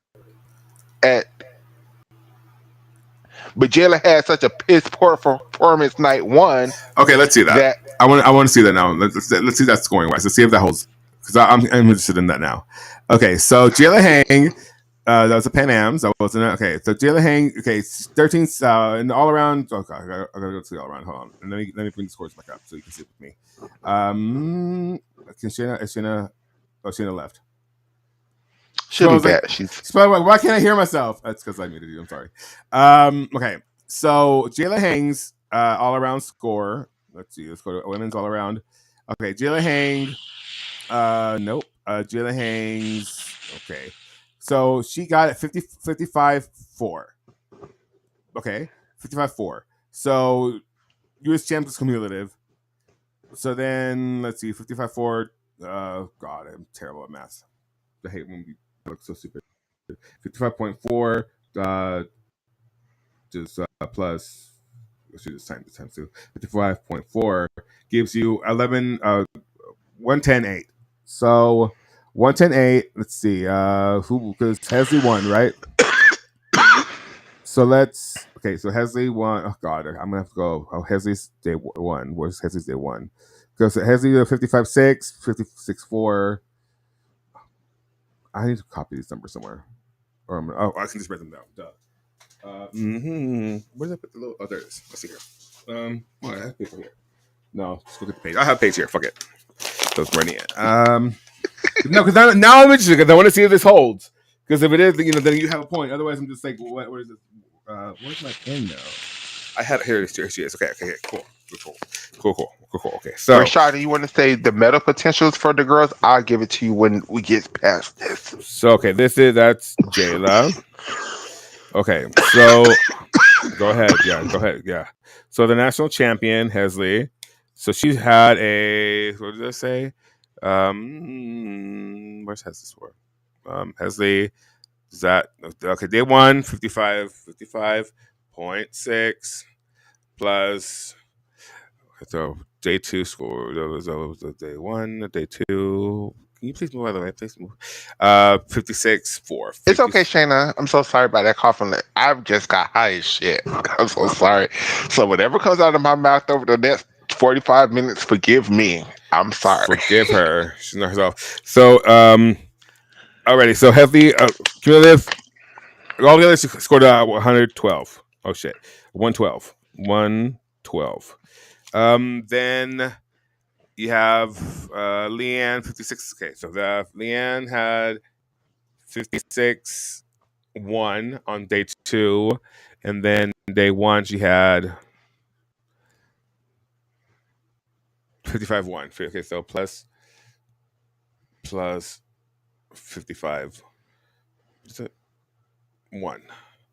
So okay, you realize all you had to do was find Jocelyn's scores because she came in third. So if she would have beat Jocelyn, that's okay. So 111, 2. Okay. So okay, now Rob's it's okay, Shayna. 55.4 plus what did you get? What did you get day one? And day one she scored a 56 something because she was in second place. What is it, Robertson? Day one 55.4. What is her day two? Did she do all around? Yes, she had to have. Day two. Oh God, I'm so sorry. It had to be like a 53 because she had a horrible 54-2. 54-2. Okay, 54.2. 1096. 1096. So she would have came in third. Okay, yeah, your point holds. Yeah. I gotta went through that. So, I mean, I don't know. So it's not impossible. That's all I'm just saying for everybody. It's not impossible. It's a certain team that everybody wants. And the team that everybody wants is just because they did very well at. And, a lot of the fan base in this quadrennium so far has a very recency bias. So whatever the last competition is, that's the team that y'all are going by just because it's the last competition you remember. But y'all have to remember, Jayla has been killing these girls all year long. It hasn't until been like until classics when I saw the chink in the armor starting to come up, and I was even ringing the alarms like I'm kind of scared for Jayla. Like they keep competing her. Like after Italia, I thought it was gonna stop, but no, they kept sending her to shit. They kept sending her to Pan Ams. They kept sending her to shit, right? And I was like, okay, I think it's a little bit too much for Jayla. Like I think she needs to chill out. But I think she has had time to rest. At least in my mind, she has had time to rest. And I think she could get her focus back for this trials process. You all have to remember Morgan Hurd won trials in 2017, not Reagan Smith. So, what happened we have such a Reagan Smith was going into world championships with such this big ass gap, but Morgan beat her at the damn trials and won the automatic spot. They picked Reagan to the team. So we can't forget that it's still possible for Jayla and Claire. Because Claire also has 2 vaults. Does Claire have the best 2 vaults in the world? No, but she does have 2 vaults that could win a bronze medal with her DTY and her Lopez. Her Boca Ava. And Claire does have politics on the side too. Has politics. Claire is one of the better beam workers in America right now. She may not have the highest start value, but just visually appeasing, Claire is one of the better beam workers in America.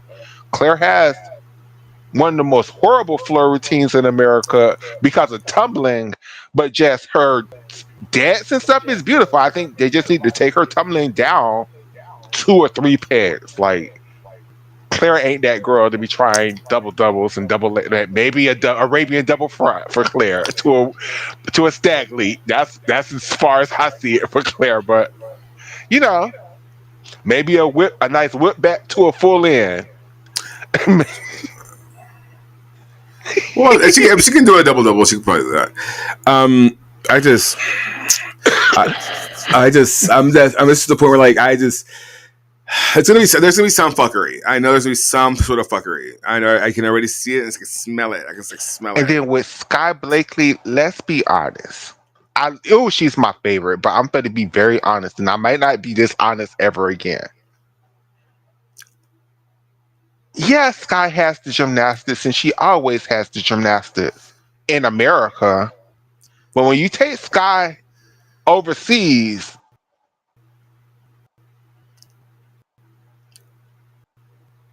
the ribbon, and she's not doing it all around here, and she doesn't have her great chunk here. So, do you risk it on 2 events that she's prone to falling on already? Or do you take the shot with somebody new, fresh blood, like Claire, that you think that you got Claire for this whole quad? You're not sure what Sky better do. Maybe she have a good season at Florida Gators and decide just to stick with college. Like, you never know. Do you take that risk when you have an opportunity to give a new girl the experience? Leanne.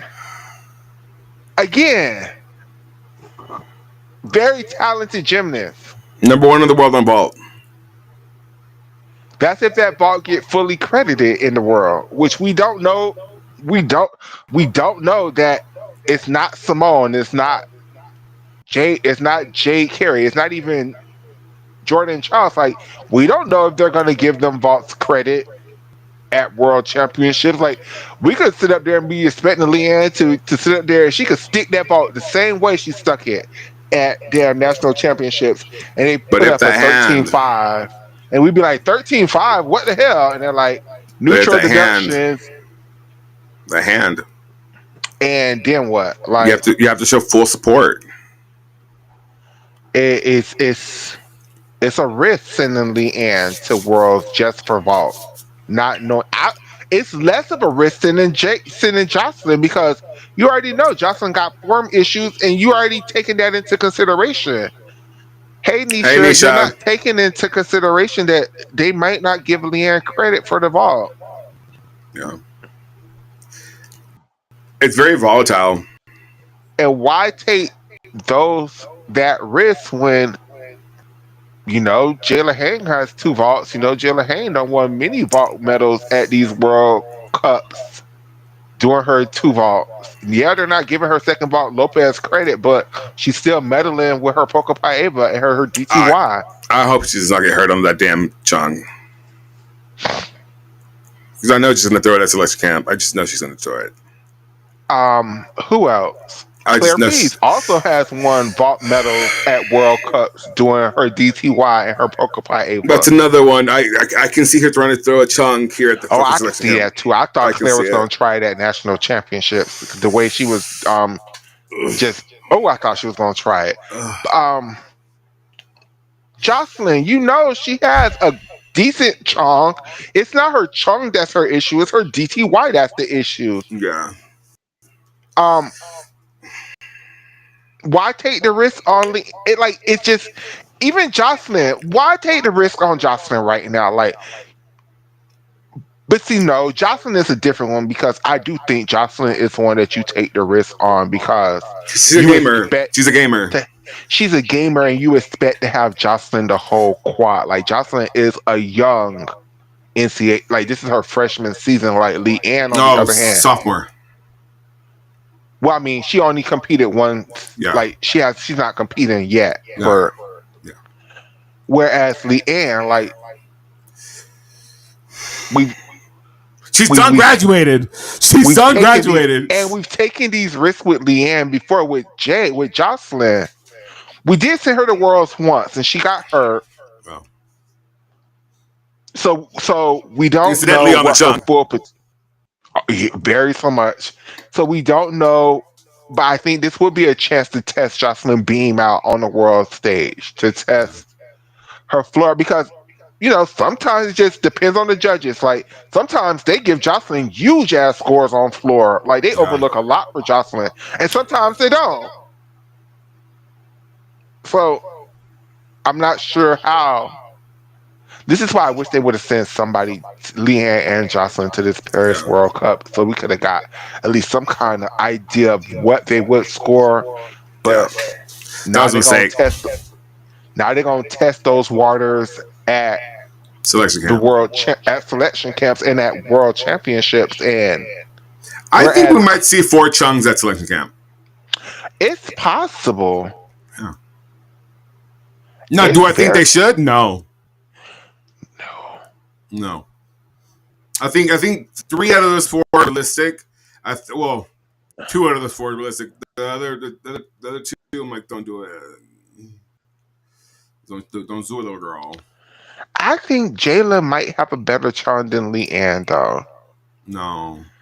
Jayla has the good mechanics on her Poca Paeva. I think she might have a good charm. Unless she somehow got at least 5 inches of more repulsion in the air. I just don't know about it. I think she get good height on her Lopez. Yeah, for Lopez. Wow. Yeah, for a Chung girl. That's a whole full twist. But the thing is, though, we up here, it's uneven bars. It's a whole event that I just don't see not one girl in America. Not one big. Not even Sky. I think Sky could make event finals. Yeah. But that's it. I don't think she can medal. Yeah. Yeah, no. Okay, so let's see. For an even it's nobody. Bars. They have no Suni. They have no Gabby. They do not. They have. Scrap Blakely comes in 50th with the 14.350. They don't have no Shylie's. They don't have. Hell, they don't even have a fucking Simone on bars right now. Bars is such a bad event for the Americans. Desolate. Yeah, she's 50th in the world right now with the 14.350. Who's Scott Blakely? Yeah.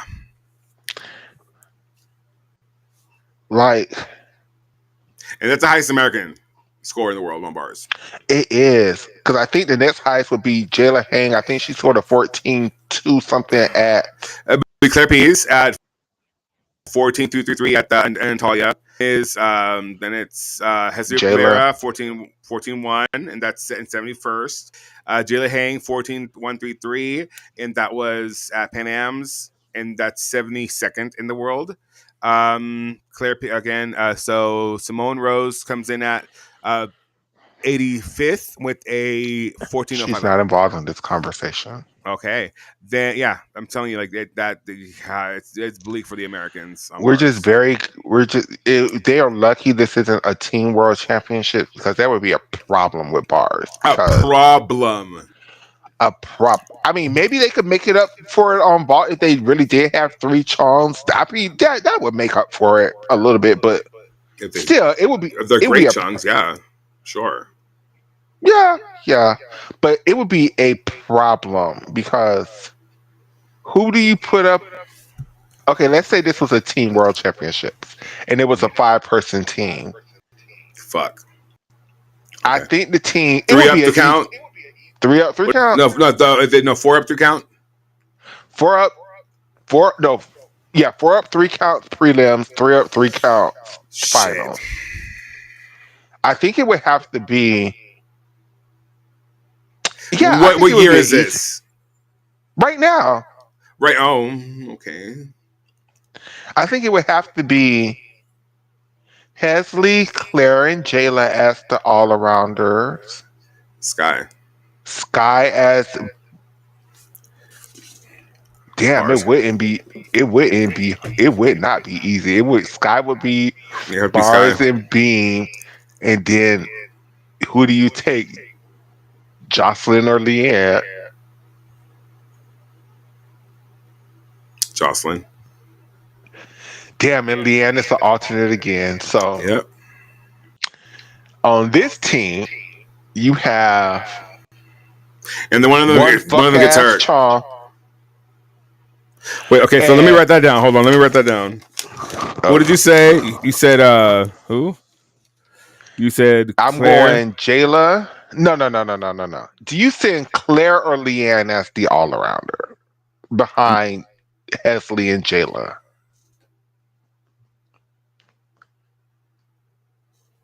Do you trust Leanne's scores that she got at Nationals? Or do you trust Claire's scores that she got at the beginning of the year? I'm trusting Claire's. Okay. I'm trusting Claire's. I hate that I just had to do that. Okay, Claire, Hesley, obviously. And Jayla are my 3 all-arounders. Jayla. So they're the 3 girls that's doing every event. Then Not Nisha in the comments being messy. Yeah, equal lifelong alternate. A Wong Trinette. Okay, Sky, and then who else? Who's your 5th? Do you take Leanne for her fuck-ass Chong and her floor routine, or do you take Jocelyn for her fuck-ass Chong and her floor routine?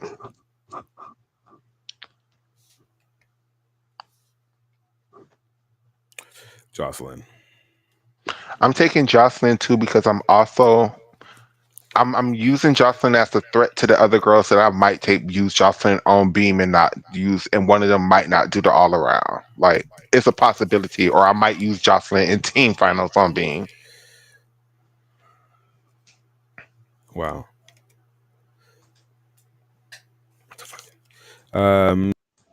VFX. Okay.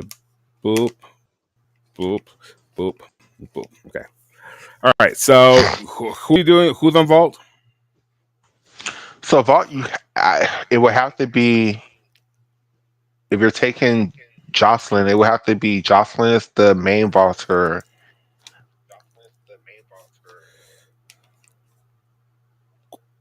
Hesley and Jayla?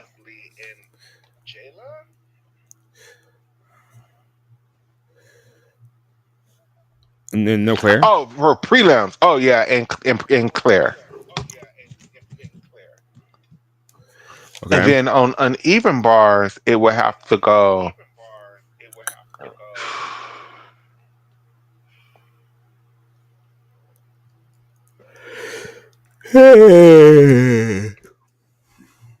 Jayla, Hesley, Claire, and Sky would be my anchor. Okay. Beam.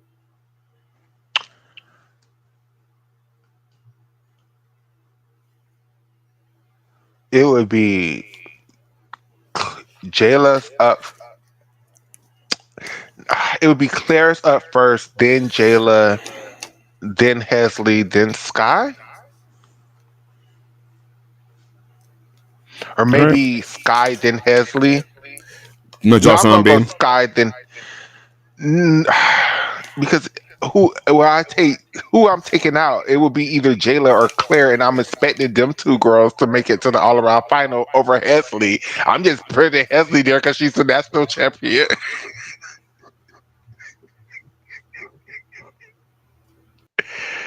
I guess there's a world where I would take Jayla out of Beam and I would put Jocelyn in Beam. I'm just not sure if I'm ready to say that out loud. Take your time. I'm ready to On move on the floor. floor. It would be, yeah. Mm,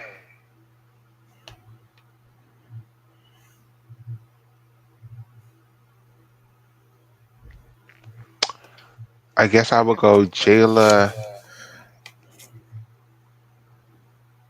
Hesley, Claire Hesley, Claire Jayla Hesley, Jocelyn.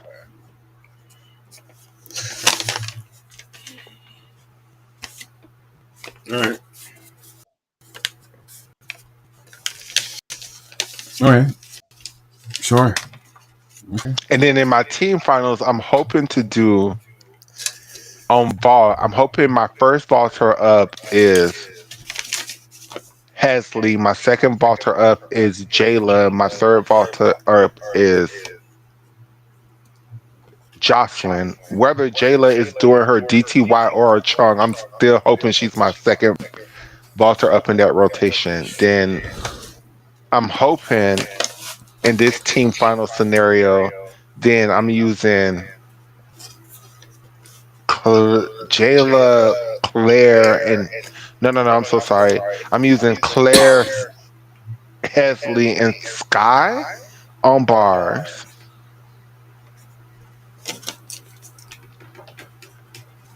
and Okay. then I'm using same three on Beam. Maybe this is where I would take Claire out and give Jocelyn a chance and do Jocelyn, Jayla,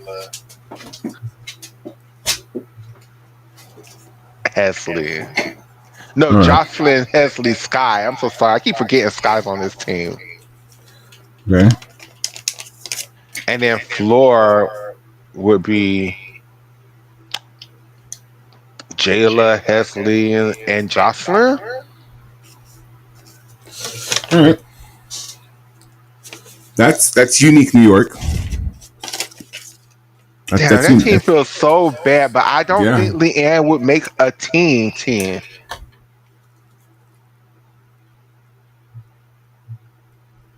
Not any. Oh,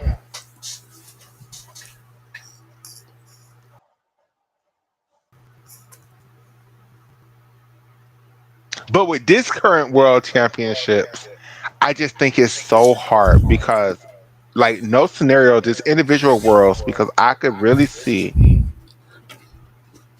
a lot of people.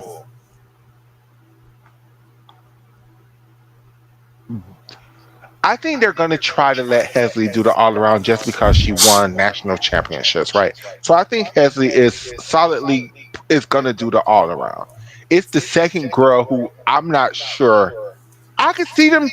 I could see a world that Jocelyn comes to this trials and eat the girls up and wins trials and now they have to let Jocelyn do the all around.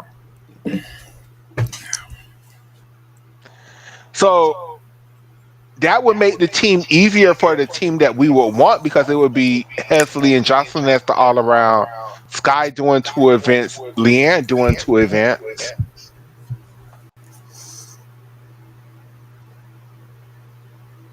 But then if Jayla or Claire comes and fuck it up and win, then the whole team is fucked up because I think the easiest person to sacrifice on the team is Sky. I think she's the most risk. I think it's easier to sacrifice Sky over Leanne on this team.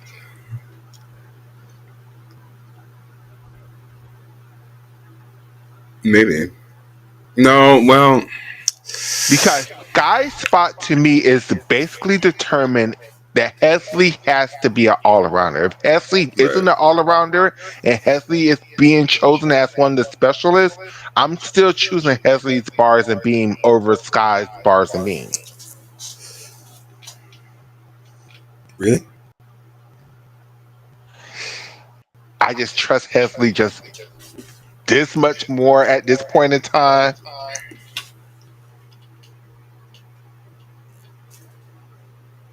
Recency bias? Yeah, I guess. You're giving a lot. You're today. You're very generous today. You're giving a lot. I mean, Sky likes to fall. Like and like This is the thing. I think Sky likes to fall. I think that gravity just hates Sky. Period. But this is the thing with Sky that she does. Like that's opposite of like a Gabby. Like Gabby Douglas will fall like 5 times at her trials and then go to world championships and win everything. Yeah. Sky will slay your trials down, but then go to worlds and fall in prelims and not qualified enough for it. Or fall in the final. Or fall in the finals. So it's just it's a harder with Sky. It's just so hard. Like I want them to give her a chance, but I didn't understand the reasoning if they're not. Now if Sky does what she has to do and win bars and beam, and then there's no take that girl to world. Yeah, but like again, she's not consistent. She's consistently inconsistent. Even at the University of Florida, she was inconsistent on bars. The one event that she was doing all season, like, girl, what is going on? What's going on, diva? And they get it, the injury, and they get it. You know, she's on her way back and shit. But like, then don't have her compete. And maybe Owen would help her because Owen really helped Leanne get a lot more consistent than she was at Gage. So that's my hope for her with Owen. Owen would pick better skills for Sky and help her get a lot more consistent in her gymnastics routine. And I mean, for what honest purposes, Owen is more prone to reach out to people. Like he's reached out to Catherine a lot, and like he seems more involved in the training in good faith, if you will. So there's that. That will stream October 30th to the 2nd. September 30th. Oh my God, I keep saying that. September 30th to the October 2nd. My bad. My God, correct. I keep saying that. I said that on Twitter the other day too. I think you know what it is. My brother's birthday is October 30th. My birthday is October 31st. It is. Your Halloween baby. And she hates Halloween. I hate it. I hate it with a passion. That's why every year, like for her birthday and birth, Halloween themed. Period. So you guys, it's been like 2 hours. I need to start getting ready to go to work in a little bit, but we have a couple of other teams that we never made their announcements for. We just got stuck at GB. And then who else announced? Oh fuck! I had it in my head. Let me go to International Gymnastics Media. They would share, right? Yeah. Who's going to Zombithly? Hold on, let me see. I haven't seen this roster. Zombithly, we'll get Isabella Ayala from Argentina. We'll get Chloe Muntz from Australia. We'll get Charlize Mers from Austria. We'll get the French announced. That was the other team. I'm so sorry. Yuri Guimarães and Vitaly Guimarães will be from Brazil. Diogo Souza. Damn, this is a good team of men. Julia Coutinho, Annalisa Lima, Julia Suarez. Flavia's gonna be there. Oh, okay. And Julia Suarez. And both Penibs will be there. Angel Barajas from Colombia will be there. Philip Uday from Croatia. Tim Serbeck from Croatia. Marius Georgiou from Cyprus will be there. Really quick. Laura Casabuena and Alba Petisco will be there. And Elia Font. Okay. Yeah. Okay, but who else? Do really quickly. Liliat. Shantae Asueda Kamiku is gonna be there. Aminikawa. GB will be there. She's the only girl that made the team that will be there. Eleftherios Petronius will be there. Bettina Sifra will be there. Greta Meyer, Zoya Sekli, Sofia Kovacs will be there. Also, this is going to be a really good competition, actually. Yeah. Okay. Almost done. Zombiously. Yeah, Zombiously. And the last bit of people that you would know. The Taiwan will be there. Taipei will be here. As far as anybody else that really matters. So Bakinsu Yildiz will be here. And that's it. That's it. So now let's see. The French. Oh, the AIN team got name. That's right. Which is the Russian. So Angelina, Anna Kamikova, Roshna, and Leila Vasileva are going. So yes, you just don't know. They're still going to their national championships to fight for what spots they're going to compete at. Yeah. But that's the group of girls that they want to send to Worlds. Now, I'm pretty sure if it's a young lady who comes to this national championship doing an Arminar and a Rudy, she could take one of them spots. But I don't see that for the Russians. But I don't see Angelina doing the all around here. I think it's going to be Roshna Kamikova. Roshna and Komenakova doing the all around. And I think maybe Angelina is doing maybe bars, beam, and floor. And maybe this other young lady has a vault. Maybe. Why am I sharing screen dialects? I'm just seeing my face and like reading shit. There we go. That's it. Where we at? Okay. So we talked about GB. Aliyah will also be a Zombie Fleet. My bad. Okay. Let's see.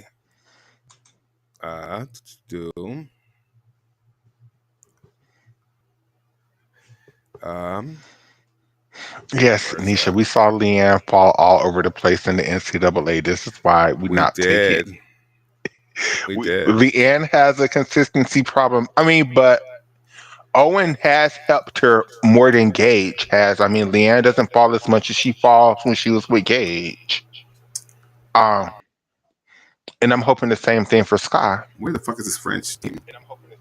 Oh, did you see that Jordan was in this Nike Skims thing that they're making? Okay. Yeah, she's doing a little cute ad. She's bent over, like she's like on the floor with her legs bent over. It was kind of a cunt pose. It's kind of cute. Okay, so let's see. Where is this goddamn French team? I know it's Laurent Sharpie. Lorette. It's the Lorette Sharpie. I don't know why I keep saying Laurent. Not Laurent Sharpie. Lorette Sharpie. Oh, I'm not sharing the screen. Oh wow, I'm an idiot. I'm not sharing the screen. So it's the Cecile girl. Where is this goddamn French team? It's the redhead girl. Oh, China announcer team. on the 17th. Oh, really? I didn't see this. Yeah, Zoya Shin, Zhang Xinjing, Deng Yalan, and Yang Fengwei. So Zhang Oh, yes, Yihan we did not did make see it. this, and we talked about this before. Yeah. Not only did we see this, but we talked about this already. I'm so sorry. So sorry. Where's the French team?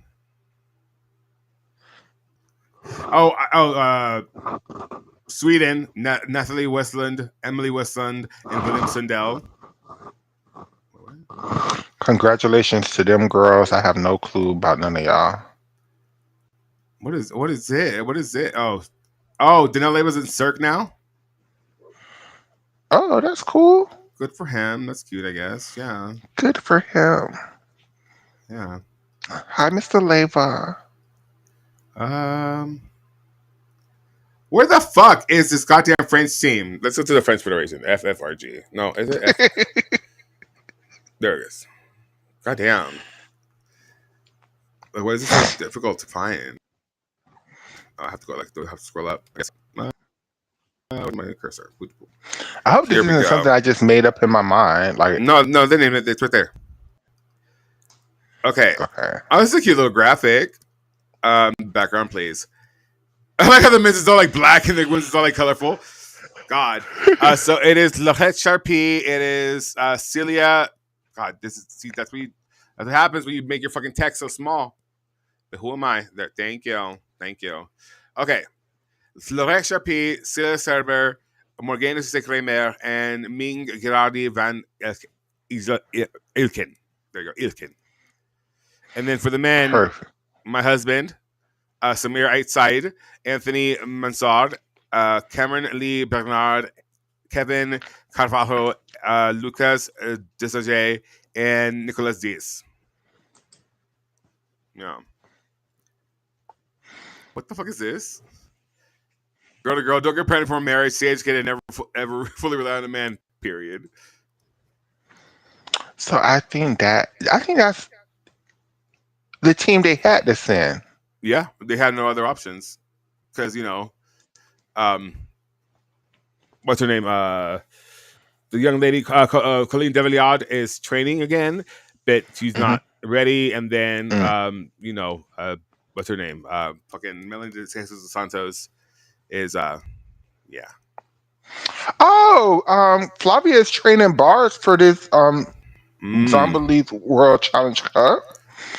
Forward reason. Is she trying to like? Oh, look at Alexei Nemov. Did you see this?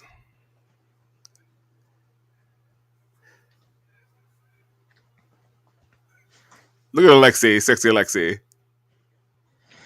Still up here. I'm going to share it in a group chat. Yeah, she's so zaddy, I'm dude. so happy. Still would, dude. Always, I still would. I'm very happy. Maybe Flavia will decide to do the all around after all, even though I would clap his cheeks. I would. Oh wow. I would. That's zaddy. Look at him. Ooh. He has like a dad bod that's so sexy. Oh God. Klaus, you would have a new dad. Let me tell you that much. Okay, let's see this Flavia nonsense.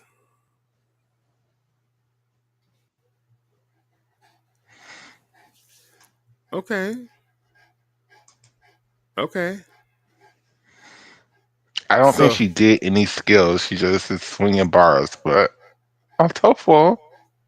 Okay. Little inverted giants, little tofu.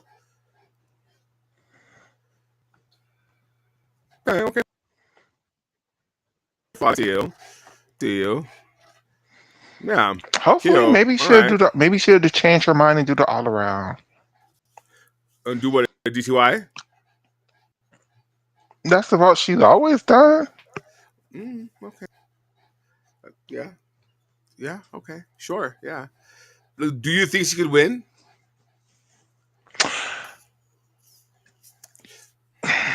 Depending on how fucked up the Italians decide to send up their team, yeah. Oh, the entire all around? If she have like one of her better days, yes. So Kayla Moore does not exist? She does, but she clearly more has to do bars and floor. That's fine. It's a beam. It's her. I mean, Beam and Floor. I'm so sorry. I mean, Beam and Floor. It's Whereas Flavia, Beam and Floor is her best event. So yeah, I think. I bet she falls. She does. I said on her best day. No, I said on her best day. I feel like you want the girls to all have their best day, and that would be great. And I just feel like that we never get that. We could only be so lucky for that to happen. It hasn't happened in a long time, but that would be great. When is the last time that happened? That everybody did the best that they could do, and we just got results. I have one in mind.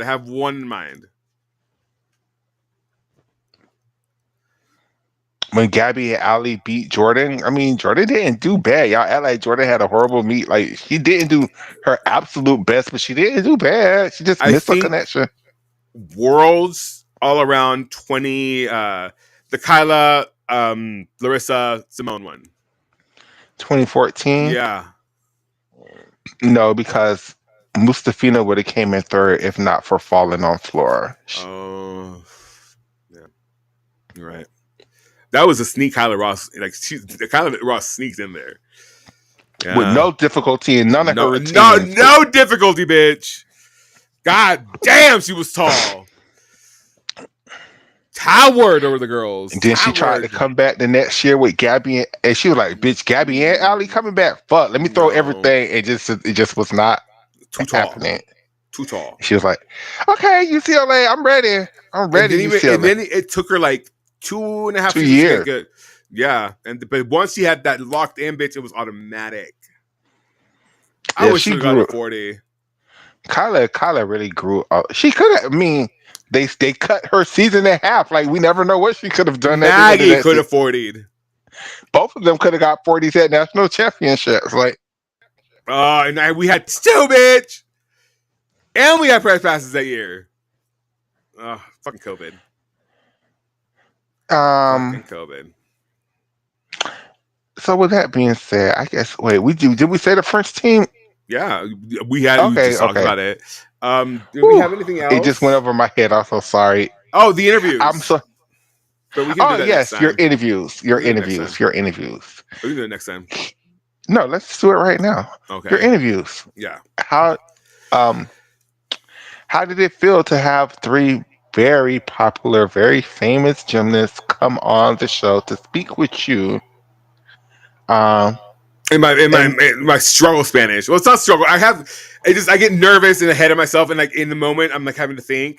Like my Spanish is on point if I'm like stoned, but I don't want to do that to those girls. So I did that song called Sober, and it's the anxiety of getting to. Here's the thing. First and foremost, I want to thank the World Federation of Spanish Gymnastics. It's a privilege and an honor to be afforded that experience and those opportunities. And I just want to say I'm very thankful to that federation because, like, I mean, they have no business, you know. They don't owe me anything. It's just for them to be so welcoming and so and I shared this sentiment with them. Share the sentiment with them, and what they said back was that we're just happy that you give our athletes a voice. And so that's a lot. So thank you so much. And the Karla Navas thing happened randomly because I made a comment on one of the Vault videos. She liked it. I snuck in her DMs and she said yes. Like, that was very lovely. And sadly, during the Alba interview, we had technical difficulties, but we are currently working to reschedule that. Which was very weird because they were using, because when we do interviews, we use the restream that, that we have or whatever, because, it's the easy, because the platform addicts have, it's harder to figure out the link, in my opinion, to get to the thing, whereas restream, you just click on the link and it sends you the restream. So for whatever reason, like, it didn't happen at all during Karla's interview. It didn't happen at all. So I think it was on Alba's end because maybe she needed headphones. I'm not sure. Something. Because Restream be acting funny sometimes. I think next year we're going to upgrade to StreamYard, but I'm not sure. I don't really care for StreamYard. You don't? No, I've tried. I've worked on it. It's the same bullshit, man. It really is. It really is. Yeah, it's just they all try to do a lot. There is one that I did try at Riverside. She was cute, bit expensive, but fuck. But I know Restream is supposed to be like the cheaper version of Riverside. I have Streamlabs because I use it for the TikTok streaming, and she's cute. She's really cute. But like, I feel like Restream is a little bit more like cute. I don't know. We can do Streamlabs. Streamlabs is easy, but like I use that for the real estate podcast. But listen, last time she wouldn't work. Oh, because I right. So oh my god, that was some shade. We'll get to it in a second. That was some shade. So we were streaming on Streamlabs, which is just like StreamYard, whatever. And we were in the middle of if we talk live. We had like 80 people watching, and then my subscription ran out. And so it kicked us off. And she was like, "This is over. This is done." And did. And yeah, that was a gag. So, but other than that, it's a great platform. I like it. We can do Streamlabs. It's the same thing as StreamYard. Honestly, they're all the same thing. It's just a little better in certain aspects. So the interviews again. I have no business doing that. I have no business talking to these ladies, and it felt very. It was very cool, man. Like I think that. Well, let me tell you the real reason why I started doing that. Because I wanted my mom to watch my shit. I wanted my mom to be able to watch my shit, and she did not care. She has not cared. Like I was like, I did do more interviews in Spanish. She's like, oh, cool. Like she just, that's why I started doing those interviews. So I wanted my mom to watch. She does not care. It's just she doesn't understand gymnastics. I'm like, Mom, but just for the content, damn. Anyway, so, but then it turned into like I feel like we're so often just we have all the access to these American gymnasts, and we get all these interviews from them and all these insights or whatever. And so we're very aware of how things are in the U.S. and we kind of have a good idea of like what's going on. But other than that, systems across the world run differently, right? And the culture within those systems is vastly different than the U.S. And so the experiences differ. And I am always so open to gaining insight into how the other half lives and, where they come from, like what led them to this point, what got them to this point, and just the journey. I love the journey. And to be able to have that insight from people other than the Americans is something very valuable, I think, for the community. And these people work their entire lives for like 6 seconds of Olympic glory, right? And I want to be able to give them a platform and a space to be celebrated and lauded for, which is they're very difficult things, right? And if we can even give them a sliver of the coverage that the ball sports get, then that's what I'm going to do. And I think it's been so great to be able to get to experience these gymnasts in real life as opposed to putting them on a pedestal, and to be able to humanize them and hopefully help them get more exposure and shit. Like that's awesome, and if we can do that, that's even greater, and the fact that we sort of benefit from it as well, like having our platform be more exposure, that's great. But these gymnasts deserve it all, man. Like that's number one. And so to be able to do that and kind of bring the community to the gymnasts more is great. And it's a privilege that I truly take very seriously. So, yeah. Do you any questions about the interviews as a whole, like individually or like specifically? Specifically, can you give us just a brief overview of each one in the general conversation in English so people can, Yeah. I should have taken notes. So, okay, highlights. Some highlights. So, I haven't taken notes. So, I did post clips from it, though, from Laura. So, I have to do that with Alba's and then, obviously, Karla's. But with Laura, she's been dealing with a foot injury. And so she hasn't been able to do the numbers on, her pet event. Her pet event is floor. Oh shit, pet event is floor. She loves floor. Like that's her event. But she really truly believes that her greatest chance at a good result, is the all around, which is why she trains the all around. Wait, I'm so sorry. The Trump administration is trying to ban Tylenol because they feel like it. No. Let me tell you. Follow the money. Okay, follow the money. Okay, it's silly when you see objective. Follow the money. So Tylenol is made by a subsidiary of I want to say, fuck, what is that? What is that medicine company? What is that? A subsidiary of? It's some big company. Some big company, and Dr. Oz has stakes in another medicine manufacturing company, right? And this medical, I think. I forget what the medicine is, but like he owns another medicine manufacturing company that makes another pill. And thusly, what they're doing is they want to get rid of Tylenol so that they can profit even more off this other medication. Which is why they're banning Tylenol. But Tylenol, so they're banning acetaminophen. But they said Tylenol by name. So Tylenol is going to sue the fuck out of them and win. Oh, gosh. Yes. Win. Because that's slander by names. Hey, look, are you guys in this Rapture Friday? No, the Rapture is today. The Rapture is today. At some point, apparently. Allegedly. This is our Rapture Party. We're waiting to be raptured. Yeah, we're waiting to be raptured. Okay, so yeah, but that's just follow the money. It's all to just enrich the administration even further. That's cray. Yeah. That's real cray. And I want to just point this out really quick. The term anti-fascist or Antifa refers to those who fought against the Nazis, and it is as a whole has then become just a ideology of being against fascism, and to be against anti-fascism is to be fascist, and ipso facto, I believe that the U.S. fully declared that they are a fascist country yesterday.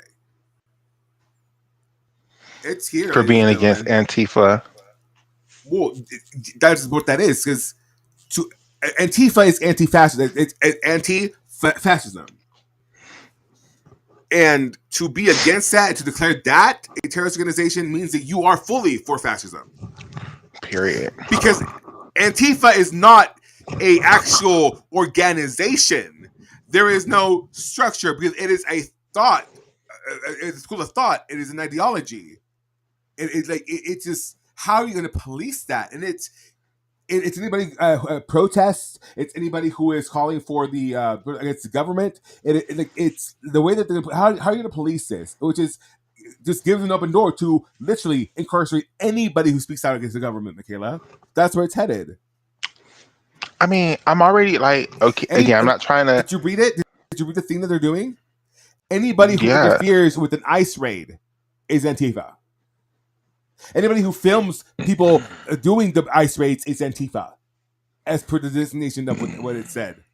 That's what they're doing. That's what they're going to do. It's to protect ICE while they round up all these Mexicans. Like it's about to get really scary. No, I'm not kidding. I'm not even fun. I'm not joking. It's about to get really scary. It's already terrifying as hell. Like, I really think that during this Mexico trip, my focus is going to be like, where am I going to live? I'm going to have to make arrangements, make sure that the internet's popping. And once I find a little nook, girls, I think it's go time. I'm not going to stick around and be thrown to a concentration camp. Because how am I going to stream from there, bitches? How? You know they're not going to give a fuck. They will not give a fuck about the stream. Not too flying. And then you guys are fucked. How will you watch the gymnastics? Period. So I donate to the cause, bitches. Cash App, Addicts Inc. I know there's 20 people in this live that want to donate $20. Close the doors. Close the doors. Okay, back to the interview. Just so we can go. Right. So Laura hasn't had the numbers. She does have some upgrades on bars she wants to put into the routine. And she didn't. Okay, so I told her what happened during the stream, that it cut out in the middle of her routine. She's like, "Oh, so she didn't see me fall?" I'm like, "No, ma'am." She goes, "Oh, no, I didn't fall. I didn't fall." And I was like, "For me, you won, bitch. For me, you won." So that was funny. I I asked her if I were ever to come to Spain, what should I do? Where should I go? What should I eat? And she gave me some good recommendations. I kind of felt like she wanted me to say, like, can I come visit you? Because she would have said yes. Because she was here. Like, she's telling me where she, whatever. And she said I could go there. I'm trying to think. What else? She's just marvelous, man. We didn't talk about... one part that really, like, grabbed my heart. I asked her, I was like, how does it feel to be the girl now? How does it feel to be one of those girls? Like, how does it feel to be a role model now? And to have all these young ladies look up to you, like where you were not much long ago. Because an Olympian at 19, that's awesome, man. Like, you achieved the goal so young. She's like, it's still a dream. Like, and to know that I was a girl asking for pictures, like not even 3 years ago, like she's like, it's really cool to have people look up to me now. And I asked her about the structure of the Spanish program. She was like, we don't really have team leaders here. So like, how do you feel being like a team leader? So we don't have that. We were all, since we've been training so long together, that we also, like, we contribute so much to the team that we're all, like, I guess team leaders. We're a team, like a team leader team. And I really appreciate that. She said the goal is Los Angeles, and the goal is to qualify a team to Los Angeles. Okay. Yeah, and so that was Laura's. I love Laura. She's so cute. Alba is. Let me tell you, that was a good conversation. The way it was going, she seemed into it. Like she was down with the shit. I asked her about the theme of her routine. So the theme of her routine is essentially she starts like a criminal, and the criminal is basically the as a simile for like just her own self-doubt, like her own, like, monologue or whatever, and the naysayers and all that. And so she's a criminal that breaks into a building and steals the loot, and then the cops come, and the cops are essentially like the competition, like the whatever it is, her mental health, and she's fighting them off. She's fighting the cops off. She's a robber. So it's very double-sided. Very double-sided. But yeah, she's like fighting them, but she punches in the routine, and at the end she wins her stuff out. Aww. Yeah, she wins. I also asked her about and Laura Casabuena loves reggaeton. Laura Casabuena's favorite music is reggaeton. Crazy. Okay, so Alba Petisco. Alba, what else did we talk about? It was really brief too, man. It was like 10 minutes. That's good. Let's get to Karla. Okay, Karla. So Karla started in ballet. She started in ballet first. She said she was good at it. And then her mom was a gymnast as well. And so her mom was a coach for a little while, and then she went to forget the name of her gym. I know it's like Elite something or whatever, but or Impact something. So, they brought in the Cubans, Michaela. The Cuban national team. No, they brought in the Cuban coaches that were gymnasts. Okay. That were gymnasts during the Soviet reign in Cuba. And so the reason that they're getting so good to coach Panama, that's why they're so good. So they have the Soviet Cuban coaching, like on your hatch mentality and all that. Like, and that's when they first got there. The biggest change to the culture was that they made them believe in themselves. They made them think not like, oh, maybe I couldn't. Like, no, you can do this, and really gave them the privilege. Not privilege, gave them the chance to really showcase that they can believe in themselves. Like, they gave them the authority to be able to do that. And so that was the biggest change in mentality. And also just the way that they trained. And for Karla Navas, she said she's been really lucky with not getting any injuries. But she has had a toe thing that bothered her a couple years ago. And, but that was all the competition that she stuck that fucking Mustafina out. Oh, there's that. She says that because I asked her about, like, with you and Hillary and all your teammates, I feel like I love a team that's full of gamers and they're willing to take a risk, and that's where that mentality came in. We have all these, we have the talent, we have the ability, and we just needed someone to come in here and be like, I guess give us permission to slay. And the fact that they've had such good results really propels them forward, because she said for a long time it was just me and Hillary. and another gymnast, and just to see now that they have an actual junior program and they have a lot of girls in there, and the girls are showing promise. She's like, the future of this nation is really bright, and we can do that. And so that's when I asked her, I was like, do you know what place you are in the world right now? With fourth, and she was really surprised by that. She was like, I didn't realize that. Like, you could literally win a gold medal at this Worlds, and so she's very excited about it. She's like, she never tries to think of it in that way. She just tries to think of get the job done. First for the team, then for myself, and that propels her forward. She feels really lucky and really privileged to be able to have come and represent her country in the way she has and make history. But the thing is, she's not satisfied yet, and she wants to make even more history. Okay. Yeah, she wants to make even more history, and she wants to take the sport as far as she can. And even after gymnastics, she wants to really continue to develop the sport in Panama. Oh, perfect. That's. I can't wait to hear the translations. Yeah, it was. Let me tell you, and that's the insight I wanted. And there's. I didn't get to ask a couple of things that I wanted to, but the fact that she was so gracious and gave us those 30 minutes, man, I thank you. Can you do Karla's? Can you translate Karla's interview first? Yeah, I can. And I just want to know, for what it's worth, not everybody can say that. Not everybody says that they've had Karla Navas on their show, and we have to be undeniable. And I think at this point we kind of are undeniable, because let me tell you, that Paris Cup stream, 9,000 people. That's all I'm saying. And these worlds. And this Zombie Cup, let me tell you, bitches, it's about to get real, and I don't want to hear it from any of you. I guess, if you here's something I was going to ask you, Michaela, before we go. So there's private citizens, and then there's public figures, right? Right? Okay. So private citizens and public, and if anything is said about public figure, what's a public figure, right? You can't really get really get in trouble for that, right? Because they are a public figure, and if you're positioning yourself for you have covered the Olympics and this and that third, you're a public figure. Yes, no.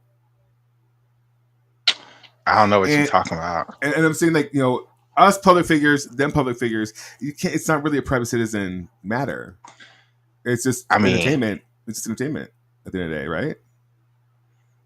I don't know what you're talking about, Fred. I'm just saying. I just wanted to ask. Right? I had no clue what you're talking about. But with that being said, for the end of the show. Oh, I feel it. I'm getting raptured. No, I'm kidding. Can you imagine? Wouldn't that be a gag?